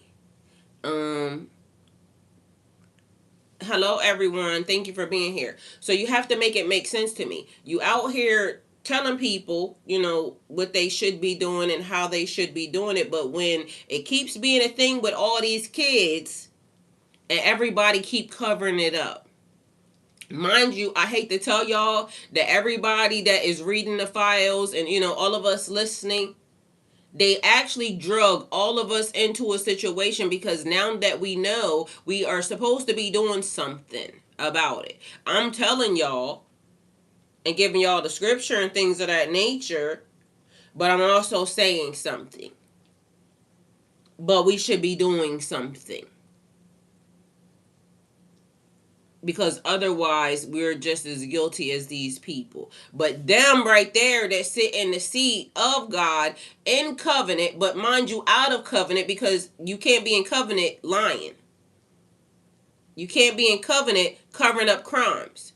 Mind you, if you go look at some of the things that a lot of these churches be doing, how you got insurance pertaining to abuse. Like that literally, confucts the mind. Because apparently they know these people just be doing whatever they doing. But then it makes me wonder, because, and I don't got nothing against, the people who are doing actively, what you doing, because you're gonna have to talk to God about it, and you are, grown and consenting adults in your behavior. But why is the Bible so gay? They be mad at gays, but why is the Bible so gay? Because every time you hear something from the time when it was Lot, having to leave Sodom and Gomorrah, when it was the other story that I just told y'all about, the Levite that went there, and the people from the Benjamites, let me know him. Why y'all always want to know somebody? Why y'all always trying to touch somebody's butt? It's strange to me. Like, what infatuation do y'all have with sex and tails? It's strange. But mind you, it's an infatuation that's running around here that's in a lot of people. And then it talks about the changing of the generations. Like, it takes this generation to do this. Allah tells us all nothing past his comprehension, and he comprehend the falling of an atom that's wise about it all, if ye believe. So explain to me. Explain to me what that's about. Anyway, so we gonna go up here and we gonna continue on with the message, because consistent facts, not changing stories. Proof you can verify, not just opinions. They released all them files on everybody for a reason. Like, it's the time when truth being exposed. Like, it's all of these files that have been exposed and have been released. Meanwhile, it's been going on for forever and a day. Which was also funny to me, because let me show y'all something. Let me show y'all this. I've spent years studying. Nope, won't be showing y'all that. Got music in it. They found the body of Jesus in Nope, won't be showing y'all that. Mind you, that was a lie. Which is also funny, because in the Bible, they said they are going to tell you that they found something. And the Bible tells you a prophecy again, because they're telling you now, but they told you not to believe it back then. Like, it's actually in the Bible. It's the strangest thing how these things are aging. You know how they be like, oh, that didn't age well. It's the funniest thing how these things are aging well, but clearly ain't nobody reading the Bible, because they wouldn't have told y'all that if in fact it's already in the Bible that Jesus said they're going to tell you that they found my body here and then they're going to say this and don't believe them. So it's like you can't see it. This is why I keep trying to tell you. You have to look stuff up for yourself. Why? Because some people ain't meant to see certain things. Because if they saw it in there, they wouldn't have put that there. Because it's already been foretold how many ever years ago. The Bible's only a certain amount of range of years old. That's not that long ago, depending upon human beings and being on earth. And meanwhile, they still did exactly what an old text said today. Because this right here, this story that he's talking about, let me see, was yesterday, it says 17 hours ago. But mind you, I had already told y'all, because I had already seen something else. They're going to say this. Meanwhile, it's already saying don't believe them. Now, who's playing into these narratives and these stories? Hi, Cornelius. Welcome. Thank you for being here. All right, so let me see what else I was getting ready to show y'all a minute ago. Nope, not that. Let's see. I thought this was a very interesting story, but you know, 2 months. Nope, can't play that. Y'all gonna have to go look on my reposted. I wasn't looking. The world is being ravaged by a handful of tyrants. It is held together by a multitude of supportive brothers and sisters. The masters of war pretend not to know that it takes only a moment to destroy. Yet often, a lifetime is often not enough to rebuild. They turn a blind eye to the fact that billions of dollars are spent on killing, on devastation, yet the resources needed for healing, education, and restoration are nowhere to be found. Those who rob your land of its resources generally invest much of the profit in weapons, thus perpetuating an endless cycle of destabilization and death. The world is being ravaged. Meanwhile, it's okay to, tamper with children's whatever. Again, everybody gonna be throwing rocks and hiding their hands, right? If we send in a check like we did last year, we sent in over $5 billion to the U.S. federal government. And if 800 other companies had done the same thing, no other person in the United States would have had to pay a dime of federal taxes, whether income tax. It's so much money being passed around right now. County funds Israel. Yeah, they are the number one investor in Israeli government bonds on the entire planet. Guess how much their investment in the Israeli government has increased in the last 5 years? Not times 5, not times 100, not even 1,000. 19,900% increase in the last 5 years. I wasn't looking for giants when I started. If we send in a check. What I'm about to tell you is for entertainment purposes only. They'll take nothing that I say for the truth. I am a conspiracy theorist. Let's talk about Erin Valencia. She was 33 years old. She was a heavy hitter in Silicon Valley. She's the kind of person a tech company hires when they need to bridge the gap between two. Like, it's so much stuff that's happening right now. We went through a pack. If you like. If you like.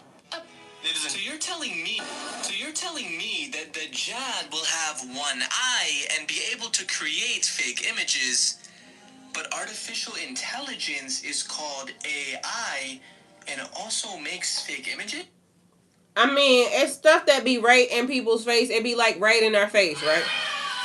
2003, the body of Gilgamesh was found in the desert of Iraq, and Why are y'all looking for a mythological person, but it's not a mythological person?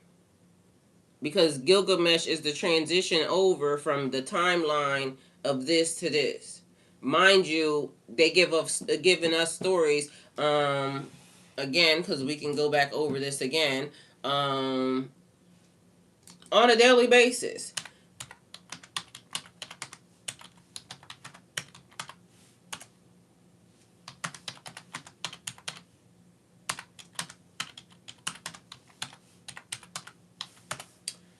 And everybody has fingers. You can Google, right? So let's see.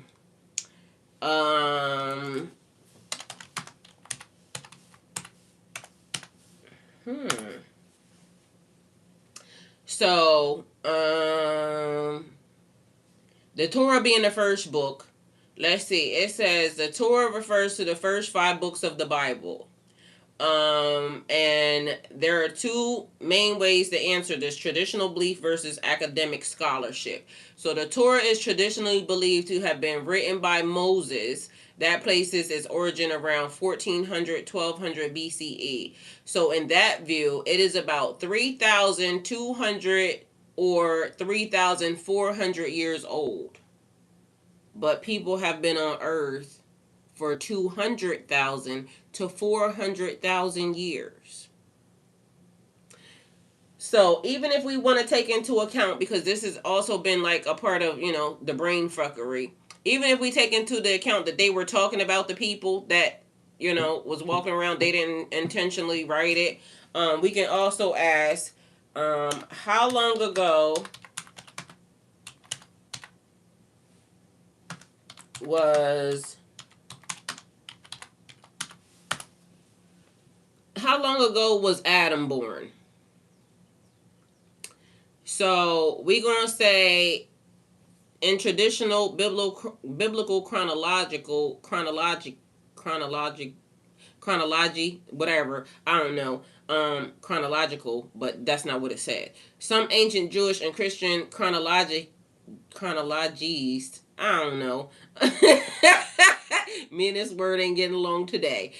Try to calculate dates from genealogies in Genesis. Common tradition calculates that like Bishop Ussher's timeline placed Adam around 4000 BCE. That would make Adam about 6,000 years ago.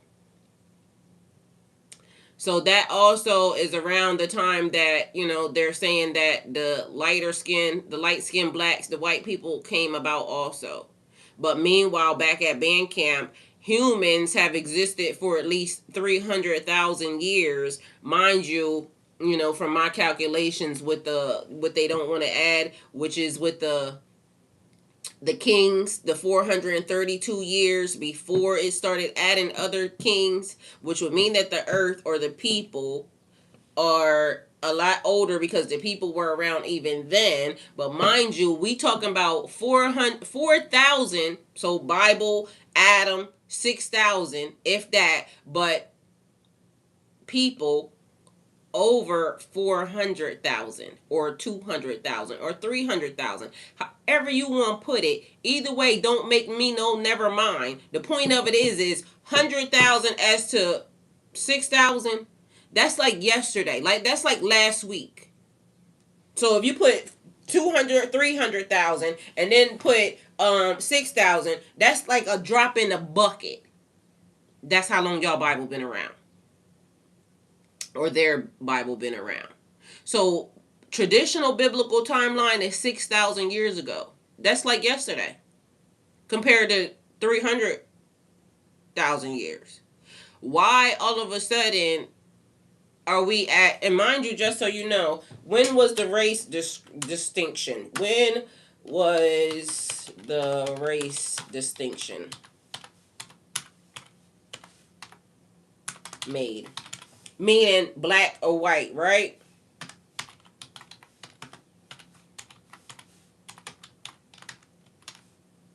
Mind you, we've been doing this every day, just so y'all know, because literally it's like putting it in your brains for you to know, like, it don't make sense. None of this makes sense. The timeline is off. It is, something is wrong. The idea of black versus white races as a fixed social category developed mainly in the last 400 to 600 years.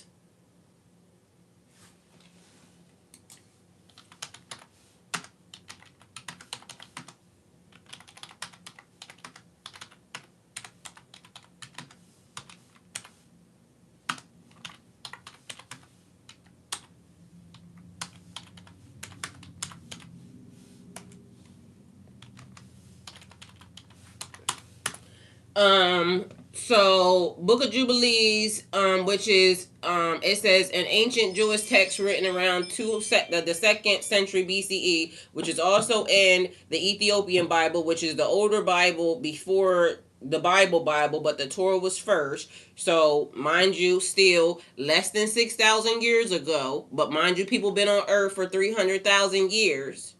So this short window of time, it says,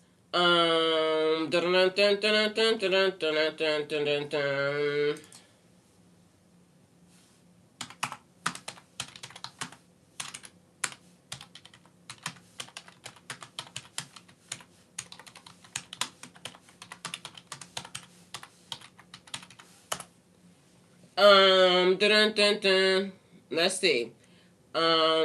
7 cycles, 7 years, 49 years. The 50th year is the Jubilee. So in the original biblical law, Leviticus tradition, which Jubilee explains on key ideas, land returns to the original family. 50 years. Debts are forgiven. Property resets to ancestral ownership. These people been on this land way too damn long. Supposed to been reset already, but they took the books, they took the knowledge, they took the stuff and hid it because they didn't want y'all knowing. And as long as you out of covenant, meaning talking to God about it, and God only about it, and God, not Muhammad God, not Jesus God, not the monkey face God, not the other, whoever, da da da da da da da da. God, the original God, the one and only God. God, I don't care what language you speak. The God before the God, before all these people, everybody inserted themselves.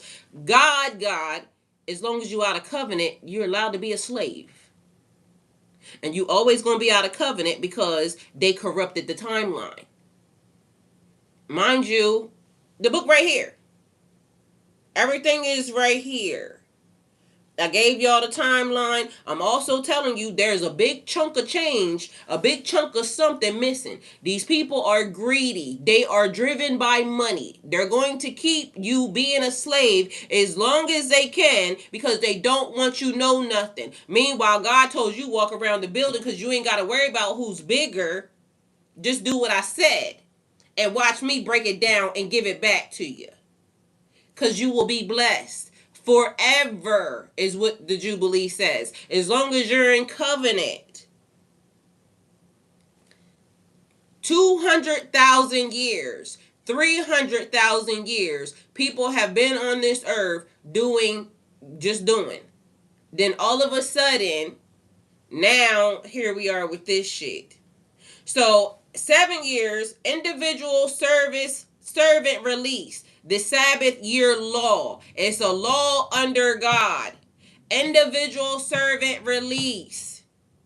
It's in a text. These niggas got it. This nigga right here that's over here talking and saying he a good person, that's telling y'all that it's the evils and this, that, and the third. Meanwhile, people chose. This nigga know too. But mind you, he ain't said nothing about that. Ain't nobody saying that why is the White House and everywhere else still on stolen land. We done already said, even with the treaties and everything else, they done already lied. But guess what? In the book of Jubilees, guess what it say? Don't make no treaties with these people. It said that. But because it wasn't there, we didn't know. They took it and they gave it to your grandmama, and your grandmama stood on this, and your grandmama prayed by this because she trusted them. Your great grandmama lived by this and stood on it, not knowing and not questioning, well, why is certain things not in here? Passed it down, tradition to tradition to tradition. But this nigga right here, that all y'all keep saying, oh, the world is being ravaged, it don't matter. But and I'm not even blaming him because guess what? He moved into a business in a building of something that somebody else previously before him, and he can wake up and do the right thing too, just the same way as you can wake up and do the right thing as well. But if you keep turning a blind eye to something, and I ain't judging. All I'm saying is, if you turn a blind eye, it's in your book, it's in your text. It's in the book, it's in the text. If we turn a blind eye to something, we're just as guilty as. And whatever text you want to use, we can talk about it because they all over here. Your Torah and everything else all over here. But mind you, it's Jewish people running around here saying the most ungodliest things about people that. So I'm gonna tell y'all again, there's good people, bad people, and everything. We can't judge everybody by the standards. But this is the thing. A lady explained something so eloquently yesterday. She said when they was talking about the men all being on the website, that try to do the most horrible things to the wife and kids and da da da da da. And the men said not all of the men are bad. And the lady said, yeah, I understand. Well, I made some cookies for you today. And, it's 10 of them and at least 7 of them got shit in it. And she said, and so here, choose. And they said they don't want none no more. Well, why don't you want none? Because out of 7 of them, 3 of them are good.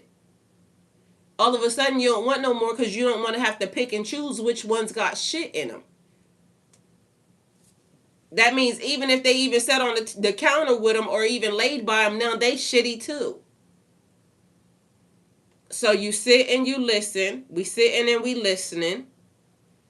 We're acting as if we don't, realize that the system ain't no good based off of, everything that's happening. Nobody's saying nothing because I don't know. But either way, 50 years is a societal reset. So ain't no way there could have been no 400 years of slave out this bitch. The curse of. They just told you that and we went with it. The same way they said Jesus white, but meanwhile Jesus black. You read it in the book and you knew that Jesus was black based off the narrative and the depiction of him. But they literally kept putting the white Jesus on the wall for forever. My children shall perish for lack of knowledge. The blind eye been he where she been covered up from justice of our children. Oh, what I was going to show y'all a minute ago. Let me see. I hope I can still find it because it was under that thing where it was the question for y'all. Y'all see this face, right? It was right here. See that face right there? Hanamum, but mind you, last night when I was going under Hanamum, there was a something of Barack Obama talking about right here. Statuette of the monkey god Hanuman that a woman gave me. The reason. Okay, it got music in it, but he said, this is like I keep trying to tell y'all, it be the thing with people like we don't know what nobody's doing in their kitchens or in their house when they in there by themselves. But this Barack, just so y'all see, and that's his voice. He said the lady gave him a picture of Hanuman. And mind you, for all intents purposes, Hanuman is not a bad deity. Based off the fact, and if this is who God sent to help the people, but this is like 90 foot. They said he said that if I feel tired or I feel discouraged, sometimes I can kind of reach into it and say, that's something that I can overcome. So a lady gave that to him, and for all intents purposes, if these are the entities or the energies that existed and God created them anyway, but I think erecting a statue of it that I don't know, but this y'all the one y'all love so much, and I'ma just say all the time, like, thankful that some people are there, but for the most part I'm gonna say ain't neither one of the sides good, because there should not be so many different files. It should not be 1996 television shows with this nigga's name on it, not him but the other nigga, the E nigga. It shouldn't be 1996 TV shows. Like, this stuff has been going back for a very, very long time, to the tune of the only reason why y'all is even getting a glimpse of it is because whatever they looking for, they need help looking for it. This is why it's so many. But mind you, it's everybody's coming out saying, okay, this is what's in there, this is what's in there, this is what's in there. But also I feel like it's a reason to make everybody guilty, because if you saw it and you looked into it, now you just as guilty based off the rules. The rules say that if you know about it and you don't do nothing about it, you're just as guilty. So then it says, so servitude ends 7 years. The Jubilee affects land, debt, long-term bondage tied to poverty. How long they been trying to keep black people in poverty? How long? Like, and mind you, to the tune of they done pulled other countries into it. But mind you, it happens everywhere because there's black people everywhere in all different countries. Where I done seen in this location, they put all the black people in this area. There, Brazil, like everywhere, it's a group of black people having the same issue that the black people over here is having. Mind you, black people didn't exist. The race, as far as a race, because black ain't a race. Black is a color. White ain't a race. White is a color. It didn't exist until I just told y'all 400, 500 years ago. Before that, with all the years that everybody's been living on earth, there was no separation. Why was that important? The idea of black versus white as a fixed social category developed mainly in the last 400 to 600 years. People been on earth 200, 300, 400 or more years. Why is that important?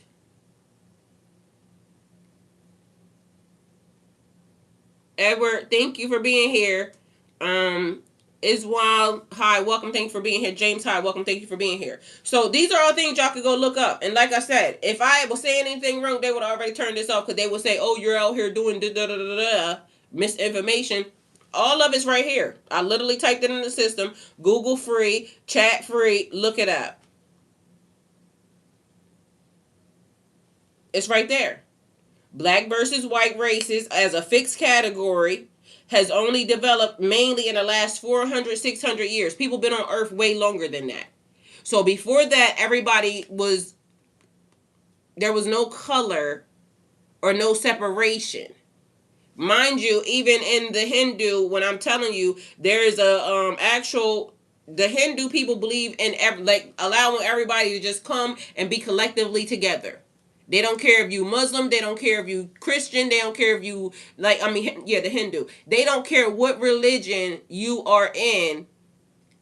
They're all welcoming because at once upon a time, even the indigenous people that was here on in the United States, the White House is on stolen property. Been there however long, ain't paid no restitution, no nothing, ain't paid no rent, no mortgage, no nothing to nobody.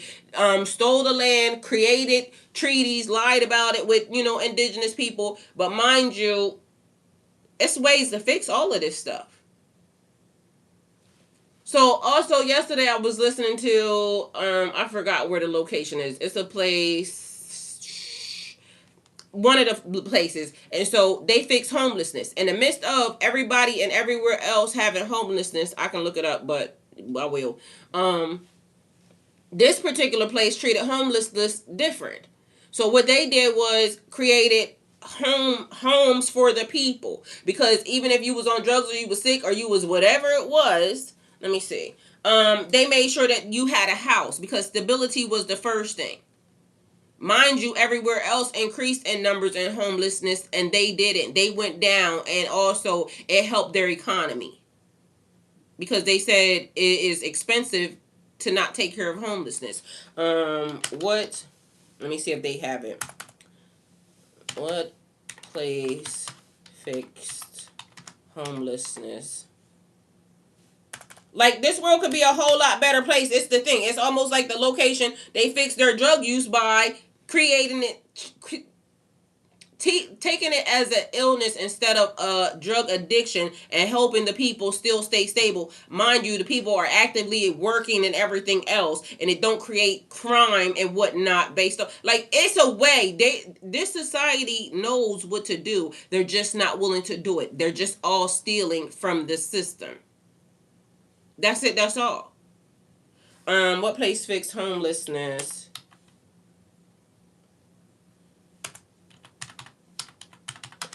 By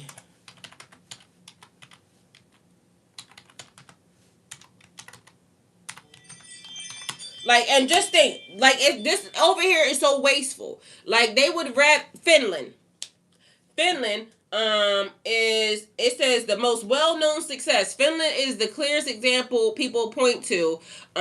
What they did: stop requiring people to earn housing, gave homeless individuals permanent apartments first, then they added support services, mental health care, addiction treatment, job help.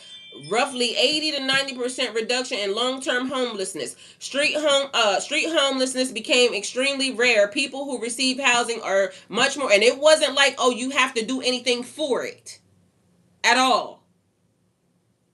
We're given a house because it's basic human needs.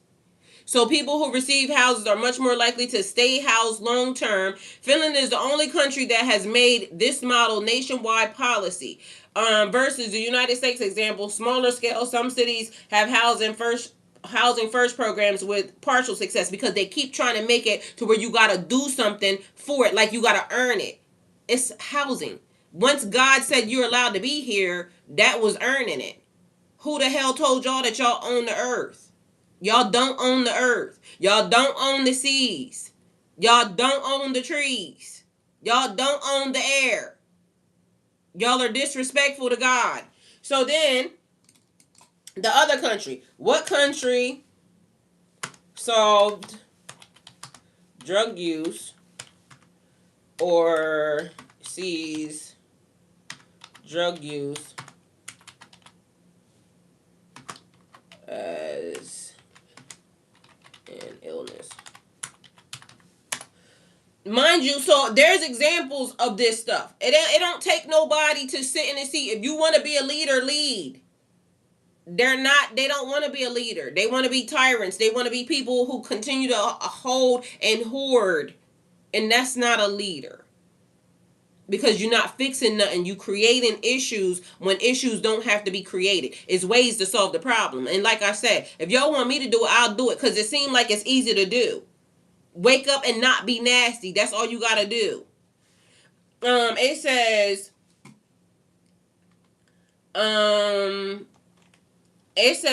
in 2001, Portugal decriminalized personal drug use, not legalized it for selling drugs. It restructured an entire system. So drug possession for personal use became a health issue, not a criminal one. Police offer people to this nuanced commissions instead of jail. People are directed to treatment programs, counseling, social support. They did not legalize hard drugs. Trafficking and selling drugs remain illegal. They had a significant drop in drug overdose deaths, lower rates of HIV from needle use, more people entering treatment instead of prison. Drug use rates stay relatively stable or decrease in some categories. Like, it's right there. It don't take much for a person to see this ain't working and this will. Do that. God forgive me. Do that. I was going to say the wrong thing.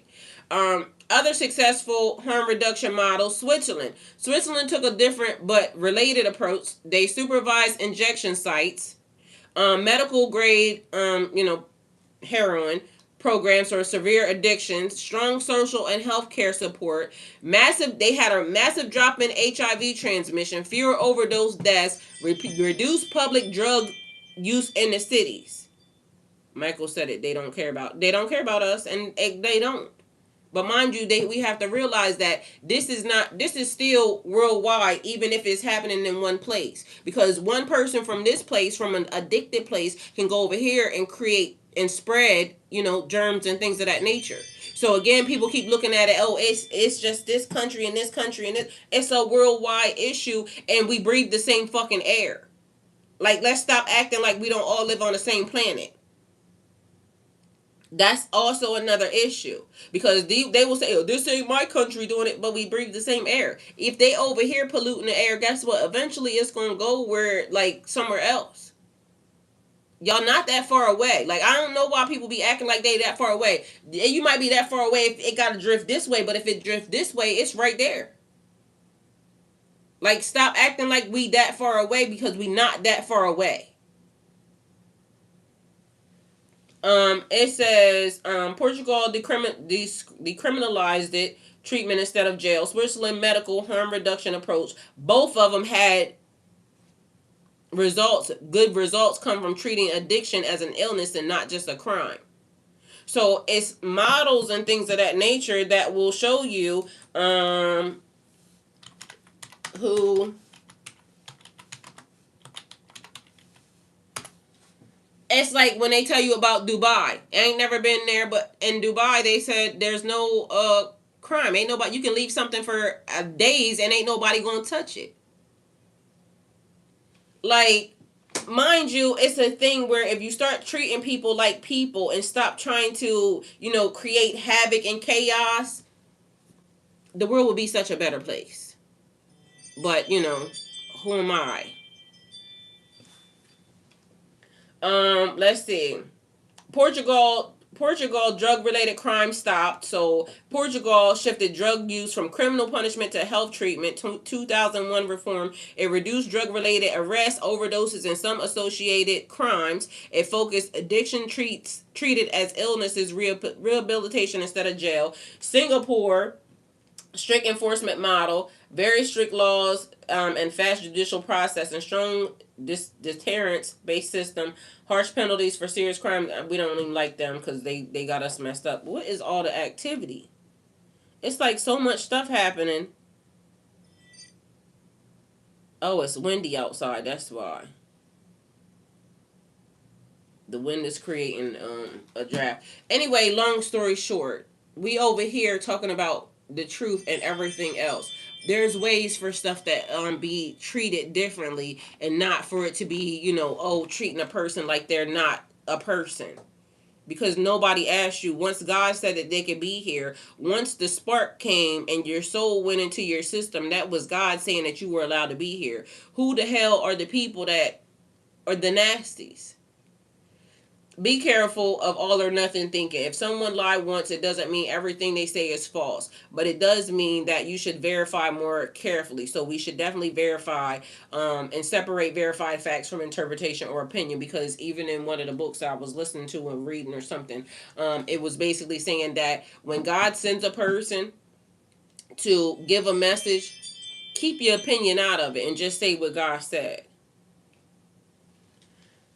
Um, the real goal isn't to believe anything or anyone blindly. It's to understand what's actually true. If someone has lied before, that doesn't automatically make everything they say false, but it does mean you should stop trusting blindly. Trust should be the trust should shift into verification mode. We should all be in verification mode, because at this moment in time, there's a lot of stuff that's happening, and we may not be able to decipher what's real, what's fake, and then AI exists. So because it was intentionally put to do whatever it was they were intending. But mind you, we have to look at the facts of the matter and see, like, and sometimes that's hard. I'm gonna just say this, only because two things can be right at the same time. And just because it could be right for this person, don't make it right for you. So you have to read it and know it for you. People lie sometimes. Institutions mess up. Narratives get twisted, and that's what's happening a lot right now. But not everything is a lie. Some things can be proven or tested and confirmed. But what could be a lie for you could potentially not be a lie for somebody else. But then there's people that are telling lies by omission. Because literally, I was listening to a nigga, and he was saying, talking to a girl, and the girl said, you be telling lies, and the nigga said, no, I be telling the truth, but I may not tell you everything, which is what so many niggas do. But it's a lie by omission. It's a lie by omission. But again, two things could be true, because if you only asked me, and I told you what I was doing, I didn't lie, because I did the very thing. But if I left this out, so again, it's a lie by omission. But I did the very thing that I told you I was doing, so I didn't lie. But if you told me the other shit, it would be, whatever beef we got going on. So, again, the narrative or whoever's talking. If you reject everything, you risk falling for something else that just feels right but isn't true.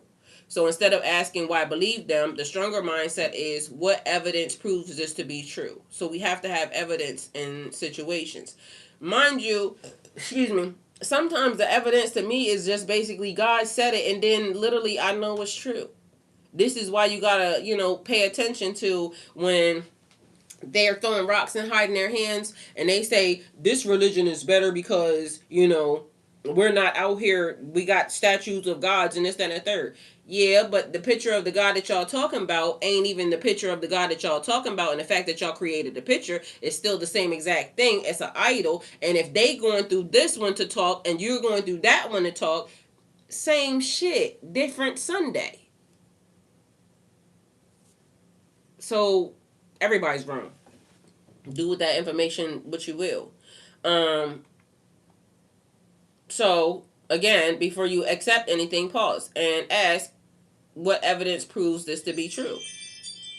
Human beings have been around for this long, this period of time. Mind you, if you are a Christian and you going for the Bible, there's another Bible that exists that's bigger than the Bible that you're talking about. If you're a Muslim and you are, Muslim, you should also look into the books that actually came, before that book, because they're all talking about the same thing. And if you're Jewish and you out here hating on anybody, then you gonna need to go to God about it for real, because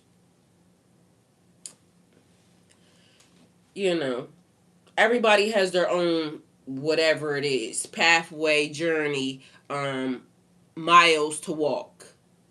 And if you walking them based off of what somebody told you and not based off of you connecting and talking to God about it, you could potentially be walking them miles the wrong way. Okay, that's all I'm going to say. I ain't judging who listened to this and that and the third. That's all on y'all.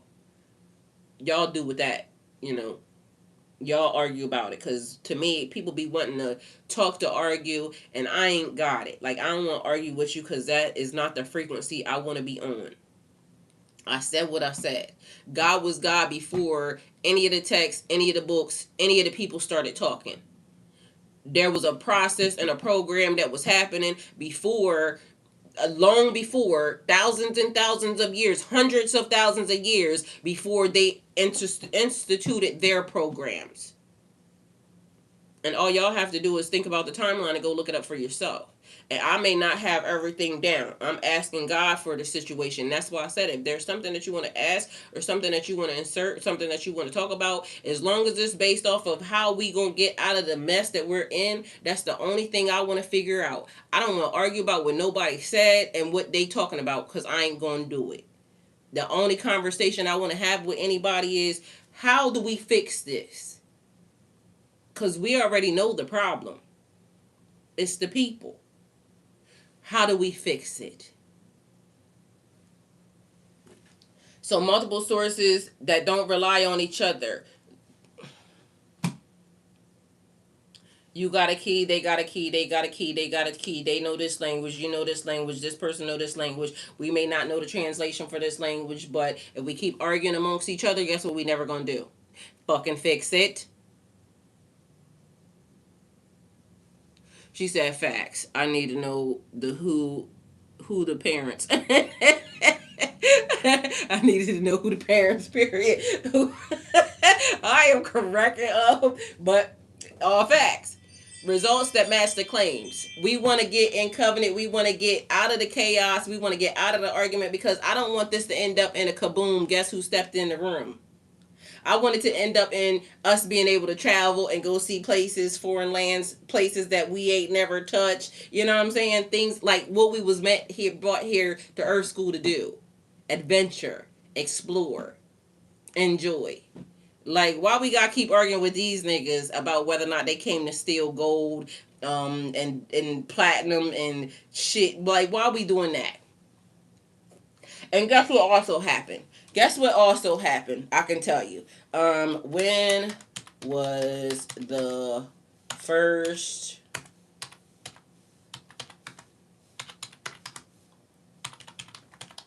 Because I also heard this, in the midst of, so how long ago was that?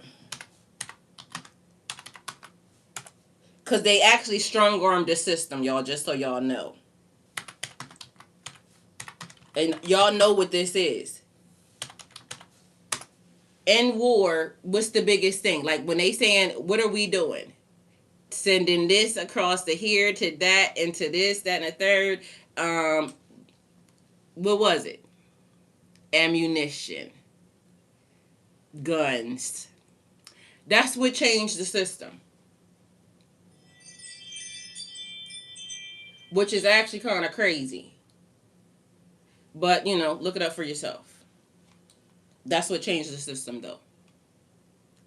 When people started making automatic weapons and this, that, and the third, that, like, just know it. And then also look at who funds wars and things of that nature. Look at who wants to always control, you know. But that's what went into the system that changed everything for the worse. Anyway, do with that information what you will, because based upon. But except for the fact that we already had the nuclear thing, but for I don't know. Anyway, it says gunpowder was invented in China around the 9th century AD, the Tang Dynasty. Who was the Tang Dynasty? That's what I want to know. Who was that? First true gun-like weapons, the earliest firearm weapons appeared in China around the 13th century Songyang Dynasty. These were called hand cannons, metal or bamboo tubes to use gunpowder to fire a projectile. How they worked: a small amount of gunpowder was ignited. The explosion forced a stone. No, it wasn't that. And it was that, but it wasn't that. It was mass production. That's what it was. Mass production.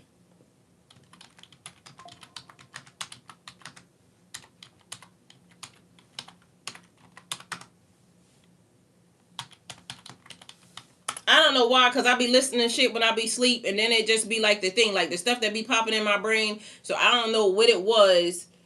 Yes, it was this. Um, so that was 113 years ago. That's what it was. I forgot what was I listening to. I was listening to something, and then because this is what triggered that. Um, because my thought process kept being what changed, what actively messed up. Because if we was already talking about the Ark of the Covenant being nuclear, and mind you, that ain't the first time that some nuclear stuff then happened, because it was also talking about the kings, the Sumerian kings. They had been beefing, and then the description was plumes went up, which a mushroom is what they said. So that made me think again of nuclear, because remember, that's what they say what happens. But yeah, this, it was mass production. Because what the hell was I listening to? Something. That's why it's hard to be, it be projection in my sleep, like when I be hearing certain things, and then it start to do a thing, and then it made me think that the numbers increased, and that's what created the issue. So, and I didn't know the number because I never looked it up. So here we are. It says from 1913 to 2026, about 113 years ago, mass production is what fucked everything up and created the biggest havoc. Like, they was already having issues because of the fact, so it wasn't the existence, it was the amount that they could produce and how quickly. Okay. So anyway, mass production origins from early forms existed in the 1700s, especially in, guess who? Do anybody want to take a wild guess? Because y'all know who the culprit is already. I can almost guarantee. It's where the early ones came from. England and France. Um, was things like textiles and weapons parts, but the first widely recognized modern system of mass production began in the early 1800s, Industrial Revolution. Eli Whitney, late 1700s, 1800s, helped popularize interchangeable parts in gun manufacturing in the U.S. This meant parts were standardized so products could be assembled faster and repaired. I want to say repaired easily. So full modern mass production system. The real explosion came in 1913 when Henry Ford introduced the moving assembly line for cars. This allowed workers to stay in one place while producing products move past them, massively speeding up production. So I guess also the fact that it can move a little bit faster too. She said railroad. Yep, they said cars, but same thing. Transportation actually helped assist it. So it went mass production and then it being able to travel faster. But that's one of the things that even when I was listening to the old shit, this triggered that. One other thing, uh, dragons. The etymology of dragons.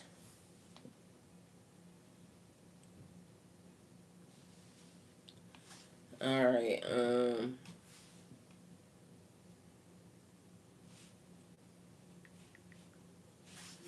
Cause something ain't right. It's something about the missing timeline because it talks about dragons, it talks about vampires. You may not think they're real. Do with that information what you will, but do with the information what you will.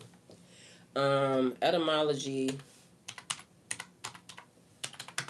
of, and I know it's weird to talk about all these things at the same time, but it's all collectively a part of the system at the same time. So here we go. Because China, little do y'all know, Asia, China, Africa, like, but these are the areas that for some reason are a big part of whatever was transpiring beforehand. So do with that information what you will. So Africa being first as far as like the people, but China and that land, mind you, let me tell you, I done watched some stuff in the recent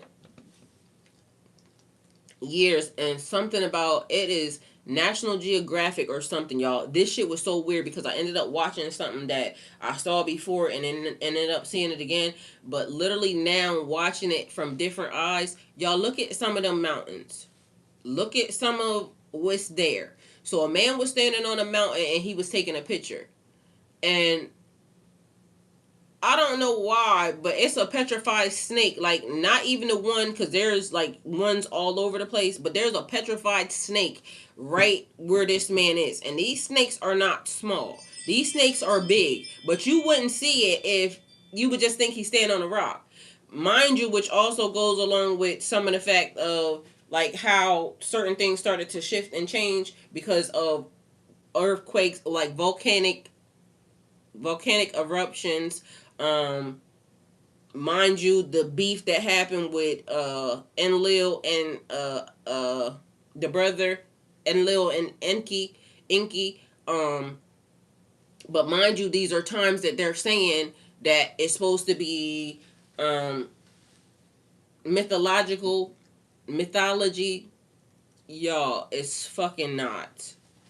It's absolutely not. So when these people was beefing, but mind you, you got to remember that it was saying that their reign, whoever was king at that time, somebody was 28,000 years, and I could go look it up because it's still right here because I kept it because everything going together. Um, and then somebody reigned 18,000 years, and then it was whatever, however they're playing out. Anyway, a couple of times these dudes clashed. Excuse me. It was nuclear, like to the point where they shut this shit down. And then they just started, other things. But mind you, could tell they shut this shit down because the only way certain things would be petrified, like even when y'all see giants and things of that nature. Mind you, I just also seen something that would be weird as fuck, but I'm gonna tell y'all anyway too. Do you know that like salt? They're talking about like the Celtic salt because they're talking about areas, Russia, this place, and that place, all these places, right, where certain things be. Um, the Celtic salt is actually bits and pieces of like if I got petrified. And so you know how like the blood and things of that nature inside of my body, if it's petrified and y'all think y'all digging in salt and this, that, and the third, but you don't see that there's an actual, it's that. Like this shit is weird. Mind you, like the evidence behind it is crazy. Anyway, so here we are. Etymology of dragon, and do with this information which y'all will.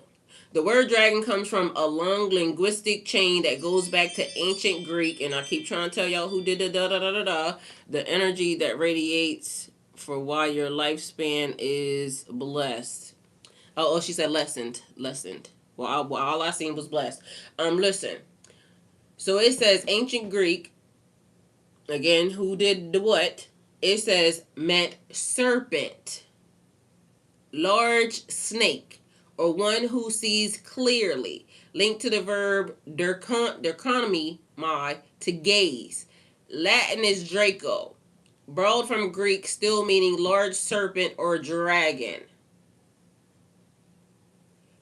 Old French dragon kept the Latin form but became tied to more legendary fire-breathing beasts in medieval stories. Why? Because people from different cultures, from places that was over here and over here and over here, started creating pictures of different things. But It says originally dragon didn't mean a winged fire breathing monster. It literally meant a large serpent.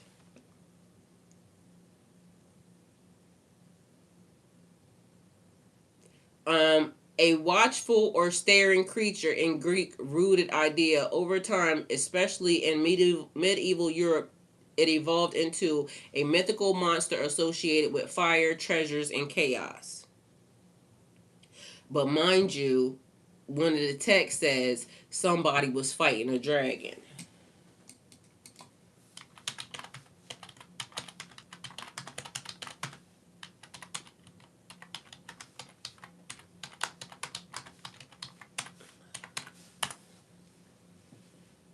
It says, mind you, and there's a dragon in the book of Revelations. Mind you, one of the biggest things that I love because I can't wait till it wake up because I believe it.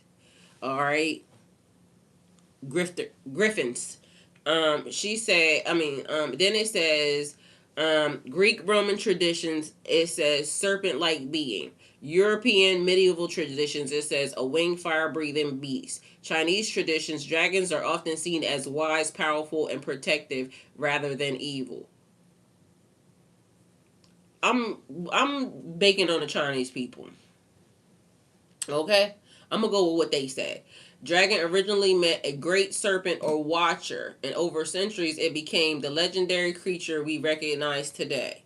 Mind you, if you look at China, China has 1,000,000,006 petrified fucking snakes running around there. Like all over the place. How did they become petrified?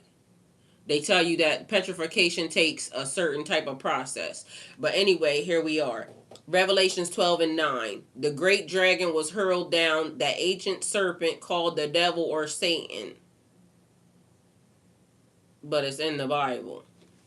Um, some fire, other fireless. It says here, dragon is not a physical animal, but a symbol of evil or chaos. If that's the case, then that means that the dragon was at the beginning of the book in Genesis. Because remember, they kept calling it a serpent, and what was it before? It wasn't a serpent, it was cursed to be a serpent, to slither. But they still kept calling it a serpent before it was cursed. They never wanted to tell us what it was from the beginning. That had to be intentional because you told us about the curse, so somebody would have recognized that we already been calling this thing a serpent the whole entire time. So that had to be intentional. And why? In Psalms 91 and 13, you will tread on the lion and the cobra. Mind you, I say Psalms 91 every day, remember? You will trample on the great lion and the serpent. Do they mean a serpent? Do they mean a dragon? Because a dragon, the Chinese zodiac, and this is the thing, this is why translation is important.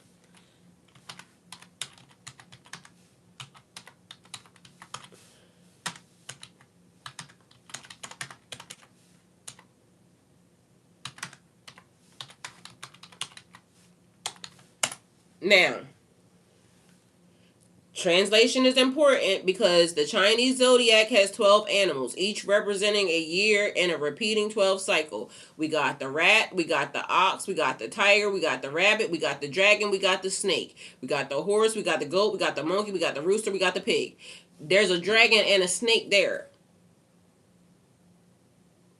So clearly there's no miscommunication on their part. They know the difference between a dragon and a snake.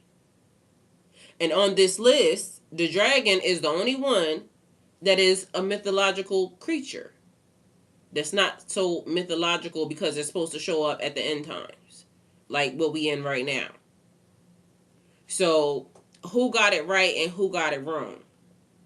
Or, it says, what evidence proves this is true? Why would we believe them when all they've ever done is lie? And so Chinese people be over here trying to tell us, they've been trying to tell us something, but mind you, everybody been trying to tell us something, and we just don't listen to nobody or nothing because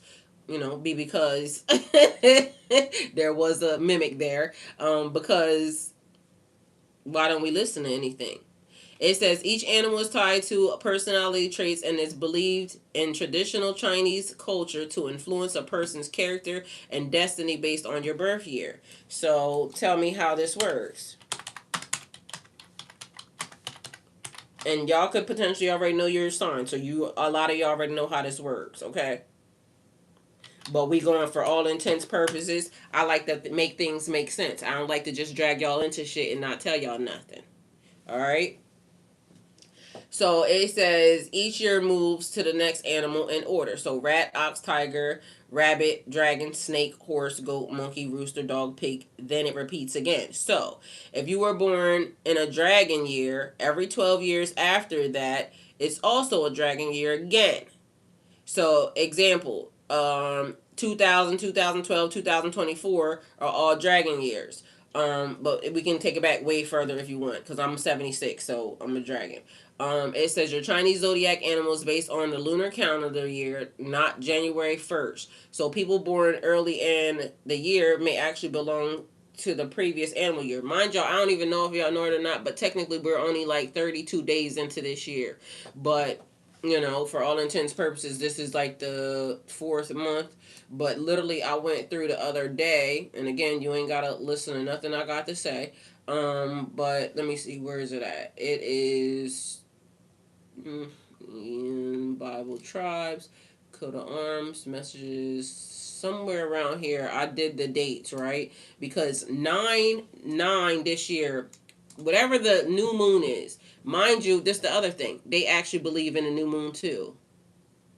So the new moon is when everything shifts and everything changes. But something about November and this new moon this year is very, very important. Let me see. What is happening? And that's based off of me going through and trying to figure out the Jubilee years based off of that calendar. And then the way it says it's the first year or the whatever year it is. So the way they do it is different. Mind you, in Ethiopia it's a different year, and in Iran it's a different year. Do with that information what you will. What is happening? Yeah.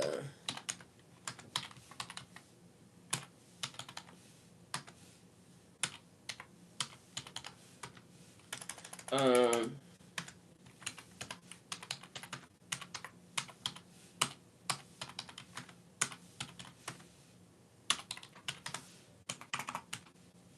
2026.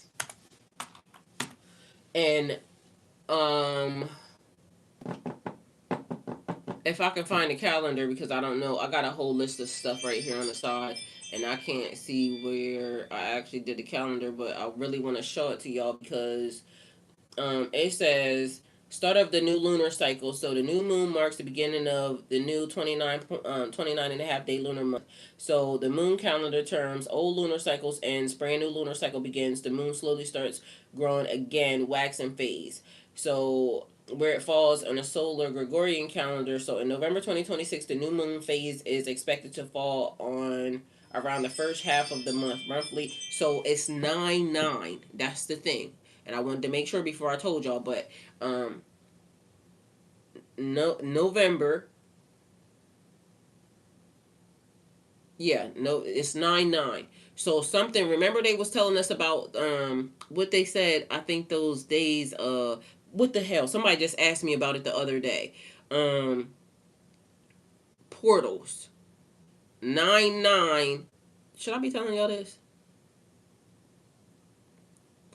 All right, we in it. So, and plus who's meant to see it is going to be meant to see it, cuz it's been a thing, right? And I've been actively trying to figure out, covenant, because they've been trying to keep us out of covenant for a very long time.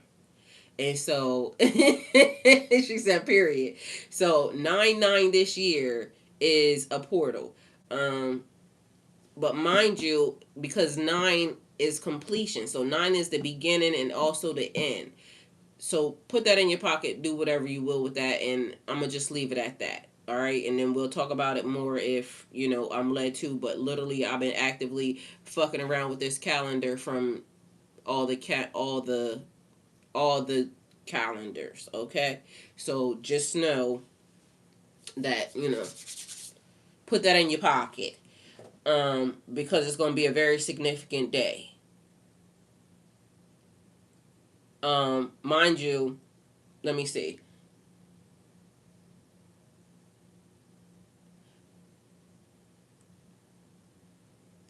It's crazy because, all right, let me see if I can do this right. Because I'm gonna just tell y'all this, because for some reason it's in my brain now.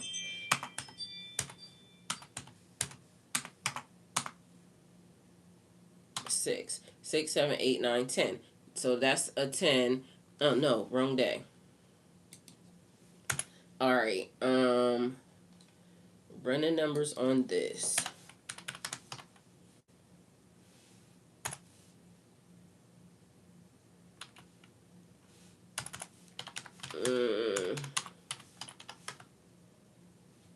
On this. And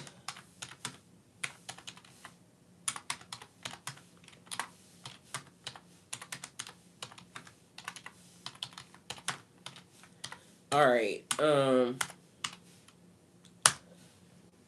It's the new moon. The new moon is important because that's when all the covenants, everything is supposed to be, coming into existence, right?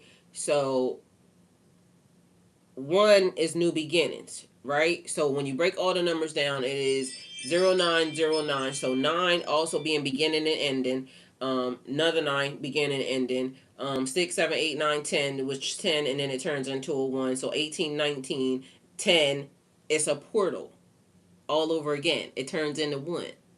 So new beginning plus is covenant because it's God. Then it is during the lunar y'all. It's just a whole lot. So the number 1 often associated with new beginnings, independence, leadership, initiation, and starting a cycle. So it's ushering in. So just know that, put that in y'all pocket, and I don't know what holidays or anything else they got in coordination with it, but whatever it is, know that that is a covenant day. That is literally a day that God is making sacred, holy, da da da da da. Whatever you want to do it on that day. All right. So know that. Back to the thing, because I just need to get that out of my system because it had already started.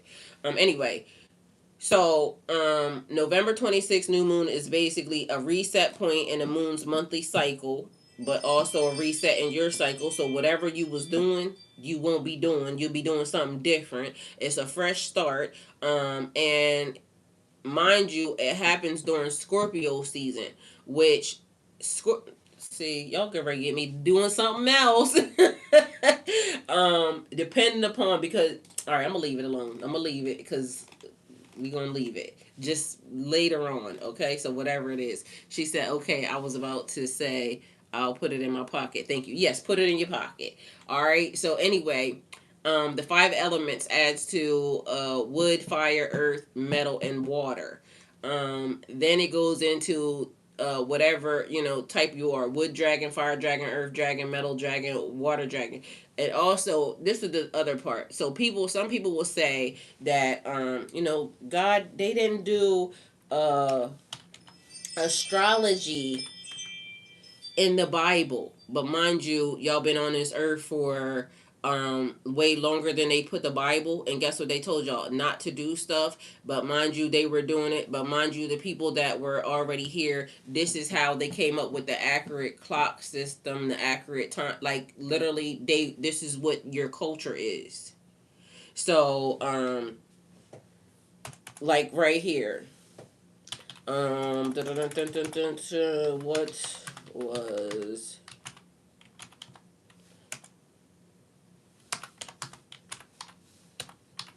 they monitored the moon systems, just so y'all know.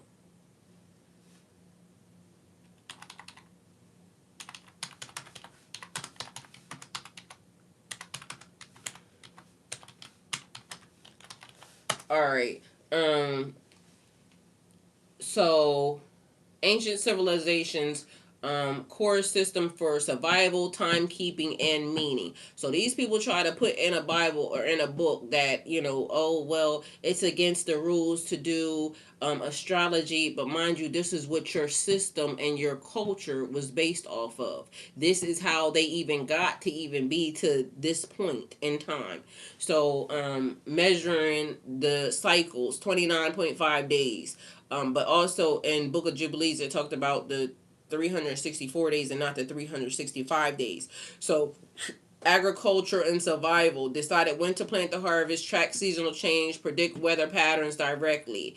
It was not scientifically precise, but mind you, it was the most precise that you have ever had. Oh, she said the sundial. Yes, knowing where the sun was, the placement of the sun, everything. Then they all of a sudden came. You've been here 200 to 400,000 years, and then all of a sudden a book that's only been here um 7,000 years is now telling you not to do something that y'all been doing for over 200,000 years. Mind you, since that book been around, we have had the shortest time experience. But mind you, also that book being a prophecy into everything that these people accord.